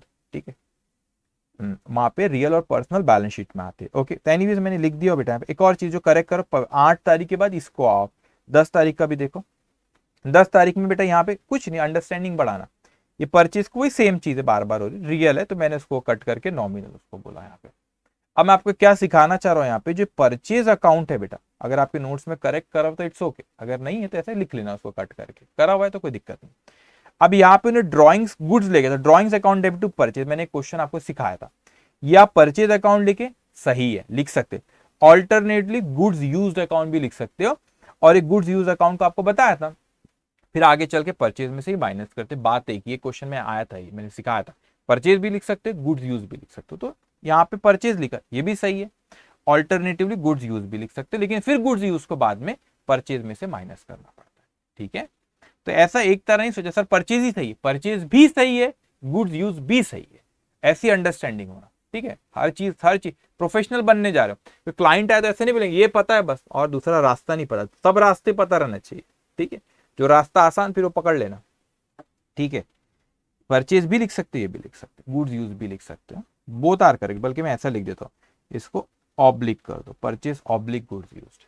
ओके, यहाँ पे और वो तो बता दिया मैंने, बाकी तो मुझे कुछ इस क्वेश्चन में, हाँ एक और ये परचेज यहाँ पर भी 15 तारीख में भी आया है परचेज अकाउंट, वो हुआ, तो इसको आप ऑब्लिक गुड्स यूज भी कह सकते हो, गुड्स यूज्ड अकाउंट भी कह सकते हो। ठीक है बेटा, और परचेज तो बार बार उसको रियल कट करके नॉमिनल कर देंगे। ओके, अब आ जाओ, ये क्वेश्चन नंबर 1 इज होमवर्क, सारा बैंक से ही करना है, क्योंकि बैंक में पैसा जमा कर तो समझ में आ रहा है, क्योंकि 2 तारीख को 3 तारीख को वहां से विड्रॉ करा था उसने। ठीक है, पहले से कोई बिजनेस नहीं था, मतलब 4 लाख रुपए बैंक में जमा किए गए थे, ऐसा ही मानेंगे। ओके, अब आ जाओ 2 तारीख के, सॉरी 2 तारीख बोलो, सेकंड क्वेश्चन पे। ठीक है, कितना टाइम हो गया, बस 2 मिनट, खत्म करो। ये सेकंड ट्रांजेक्शन पे, सॉरी सेकंड क्वेश्चन पे आते बेटा, इसमें भी इंस्टीट्यूट के सारी जगह बैंक को ही करे, क्यों करे लॉजिक समझना बेटा। अब देखो यहाँ पे वो 5 तारीख के इसमें कहता है कि बैंक से उसने withdraw, Drew cash from bank, bank से विड्रॉ करा, कितना किया 10,000 रुपए। अब रमेश स्टार्टेड बिजनेस, फिर से ये स्टार्टेड है बेटा, Ramesh started business with ₹10 lakh, 10 lakh रुपए से उसने शुरू किया। अब मेरे को बताओ 10 लाख रुपए से उसने जब बिजनेस शुरू किया तो मेरे को कुछ बोला नहीं, तो मैं ये मान लेता कि कैश लेकर आया बेटा, लेकिन यहाँ पे बोलता है 5 तारीख को कि बैंक से कैश विड्रॉ किया, अभी बिजनेस की शुरू किया, बैंक से कहां से विड्रॉ करूं, मतलब ये 10 लाख रुपए भी उसने कहां जमा कराया बेटा, बैंक में जमा करा, जब भी तो विड्रॉ कर पाया ना 5 तारीख को, इसीलिए इस क्वेश्चन में भी और यहाँ पे देखो 5 तारीख को उसने, वो तो 5 को हुआ, अब बॉट गुड्स फॉर कैश, तो यहाँ पर पहले तो ऐसा एंगल था, पहले तो उसने 5 तारीख को बैंक से विड्रॉ किया, तो बैंक में जमा होंगे जब भी विड्रॉ किया। अब आप बोलेंगे नहीं पहले के होंगे, नहीं पहले के नहीं है, क्यों, क्योंकि बिजनेस अभी स्टार्ट हुआ है, तो ये 10 लाख रुपए इसने बैंक में जमा करा, इसका ये मतलब नहीं करता है, इसलिए मैं इंस्टीट्यूट ने बैंक लिखी उसको। अब यहां पर बैंक में पैसे अगर जमा होगा ऐसा इंटरप्रिटेशन निकल रहा है। अब 3 तारीख को उसने गुड्स खरीदा कैश में खरीदा बेटा, 5 तारीख को और 1 तारीख को ट्रांजेक्शन को लिंक कर तो समझ में आता है बैंक में पैसा है, और 3 तारीख को बॉट गुड्स फॉर कैश, वो बोल रहा है बॉट गुड्स फॉर कैश, लेकिन payment bank means not on credit, उधारी में नहीं लिया, कैश में खरीदा, लेकिन उसकी पेमेंट बैंक से ही हुई। क्यों बेटा, थोड़ा सा इसको लगाना पड़ेगा दिमाग, क्यों लगाना पड़ेगा, क्योंकि देखो समझो 5 तारीख को आपने बैंक से विड्रॉ करे, मतलब बैंक में पैसा है, मतलब ये फिर 1 तारीख को जो 10 लाख रुपए आए थे वो बैंक में जमा हुए थे। ठीक है बेटा, ये तो इसलिए बैंक, मगर जब बैंक में ये जमा हुए थे तो ये पेमेंट भी 50,000 रुपए की फिर कहां से होंगी, बैंक से ही होंगी बेटा। तो इसीलिए इसमें भी सारी जगह हम यही मानते हैं कि कैश भी बोला तो हम यही मानते हैं कि वो बैंक से ही लेन देन हुई है, क्योंकि पैसा बैंक में उसने जमा कराया था। कैसे पता चला? 5 को उसने बैंक से विड्रॉ किया, तो बैंक में जमा होगा जब भी विड्रॉ किया, तो इससे ये पता चलता है कि नहीं वो बैंक में ही पैसा रख रहा है, तो वहीं से आना पेमेंट रिसीव बैंक से ही हो रही है। तो सर कोई बहुत फर्क नहीं पड़ता, इस पर ज्यादा लोड लेने की जरूरत नहीं, इससे कोई बहुत फर्क पड़ता नहीं है। क्यों नहीं पड़ता बेटा बहुत फर्क? इसीलिए नहीं पड़ता, अरे भाई देखो दोनों में डेबिट ही करना, बात है कि कैश हमारे पास फिजिकल रहे कि बैंक में जमा रहे। अब क्या फर्क होता है बेटा? कैश अगर मैं बोलूं कैश अकाउंट, कैश को भी डेबिट कर रहे हो, बैंक में भी डेबिट ही हो रहा है, पैसा जमा हो रहा है। तो देखो cash is asset, asset is by real account, real account debit, what comes in cash आई तो कैश अकाउंट डेबिट। मैं बोलता नहीं यार बैंक में जमा करा, तो करा भाई बैंक में, bank is person, person personal account से डेबिट द रिसीवर, तो बैंक में पैसा जमा हो। बात एक ही है ना बेटा, मेरे पास कैश रहे, मेरे पैसे बैंक में रहे, कोई फर्क नहीं पड़ता। तो दिल पे नहीं लेना, अरे कैश की जगह बैंक ले रहे, बैंक ले रहे, बैंक ले रहे। वो क्वेश्चन पढ़ के समझ में आ रहा है कि उस बैंक में रखता है वो पैसा, तो रहने दे भाई बैंक में पैसा, कोई दिक्कत नहीं, कोई फर्क नहीं पड़ता इससे, इसमें कुछ भी लोड लेने का नहीं। और अगर ऐसा कुछ भी लिंक नहीं मिलता तो मैं जहां चेक बोलता मैं बैंक लिखता, जहां कुछ नहीं बोलता मैं कैश लिखता, वो सही है अपना। ये लिंक मिल रहा है कि नहीं, बैंक में लिख है, बैंक में पैसा है, तो फिर अपन ने उसके थ्रू ऐसा सोचे कि बैंक में सारे बैंक से ही करेंगे लेना देना अपन इसको, ठीक है। तो इसीलिए ये पूरे क्वेश्चन में बैंक को ही आना जाना रिसीव पेमेंट हो बैंक से ही हो रहा है, क्योंकि पैसा क्वेश्चन पढ़ के हमको समझ में आ रहा है पैसा बैंक में रखा गया, तो उसी से ट्रांजेक्शन करें, कौन सी बड़ी बात है, ठीक है। तो दिल पे नहीं लेना, कैश हमारे पास रहे या बैंक में रहे, अकाउंटिंग में फर्क वो नहीं, बस हमारे पास रहे बैंक में रहे, बात एक ही है बेटा, ठीक है। बल्कि इनफैक्ट जब आप हायर स्टडीज में जाओगे, इंटर पे आओगे, जब कुछ नहीं बोलता तो हम लोग ऐसे लिख लेते कैश ऑब्लिक बैंक, कुछ भी हो सकता हमको नहीं पता, तो चलता, उसमें कोई फर्क नहीं है। लेकिन जब स्पेसिफिकली बोला फाउंडेशन लेवल पे चेक, तो चेक लेना, कुछ नहीं बोला तो कैश। लेकिन यहाँ पे मैं क्यों सारा बैंक से कर रहा हूं बेटा? इसीलिए क्योंकि लिंक, थोड़ा आइडिया मिल रहा है, थोड़ा सा हमको क्लू मिल रहा है कि बैंक से ही ट्रांजेक्शन हो रही है। क्यों? बैंक से विड्रॉ कर रहा है तो बैंक में जमा भी तो होना चाहिए। बिजनेस अभी स्टार्ट किया, मतलब अभी जो उसने जमा करा है, तो अभी तो वो 10 लाख रुपए चाहे बस, और तो कुछ आए नहीं थे, तो वही 10 लाख रुपए जमा करा है, और फिर उसके नीचे पेमेंट हो रही, तो फिर पेमेंट भी बैंक से ही गई होंगी, जब हमारे पास कैश नहीं बैंक में जमा है, वहां से पेमेंट जा रही, इसलिए ट्रांजेक्शन वो कैश की जगह बैंक लिखे, उससे कोई फर्क पड़ता नहीं है। तो ध्यान रखना, इसमें बैंक से ही करेंगे। तो क्वेश्चन नंबर 1 एंड 2 आपका होमवर्क है, बाकी क्वेश्चन मैं आपको दूंगा, तो आप ये सॉल्व करेंगे, और दिमाग एकदम खुला रखना, सोचना, इंटरप्रिटेशन आना चाहिए उसके। तो आप ये क्वेश्चन नंबर 1 एंड 2 आज के लिए होमवर्क है। कैश बुक हमारा चल रहा है, उसके बारे में हम बाकी डिस्कशन हम लोग कल करेंगे। ट्रिपल कॉलम कैश बुक फिर आपको नेक्स्ट सेशन में सिखाऊंगा। Take care, bye bye.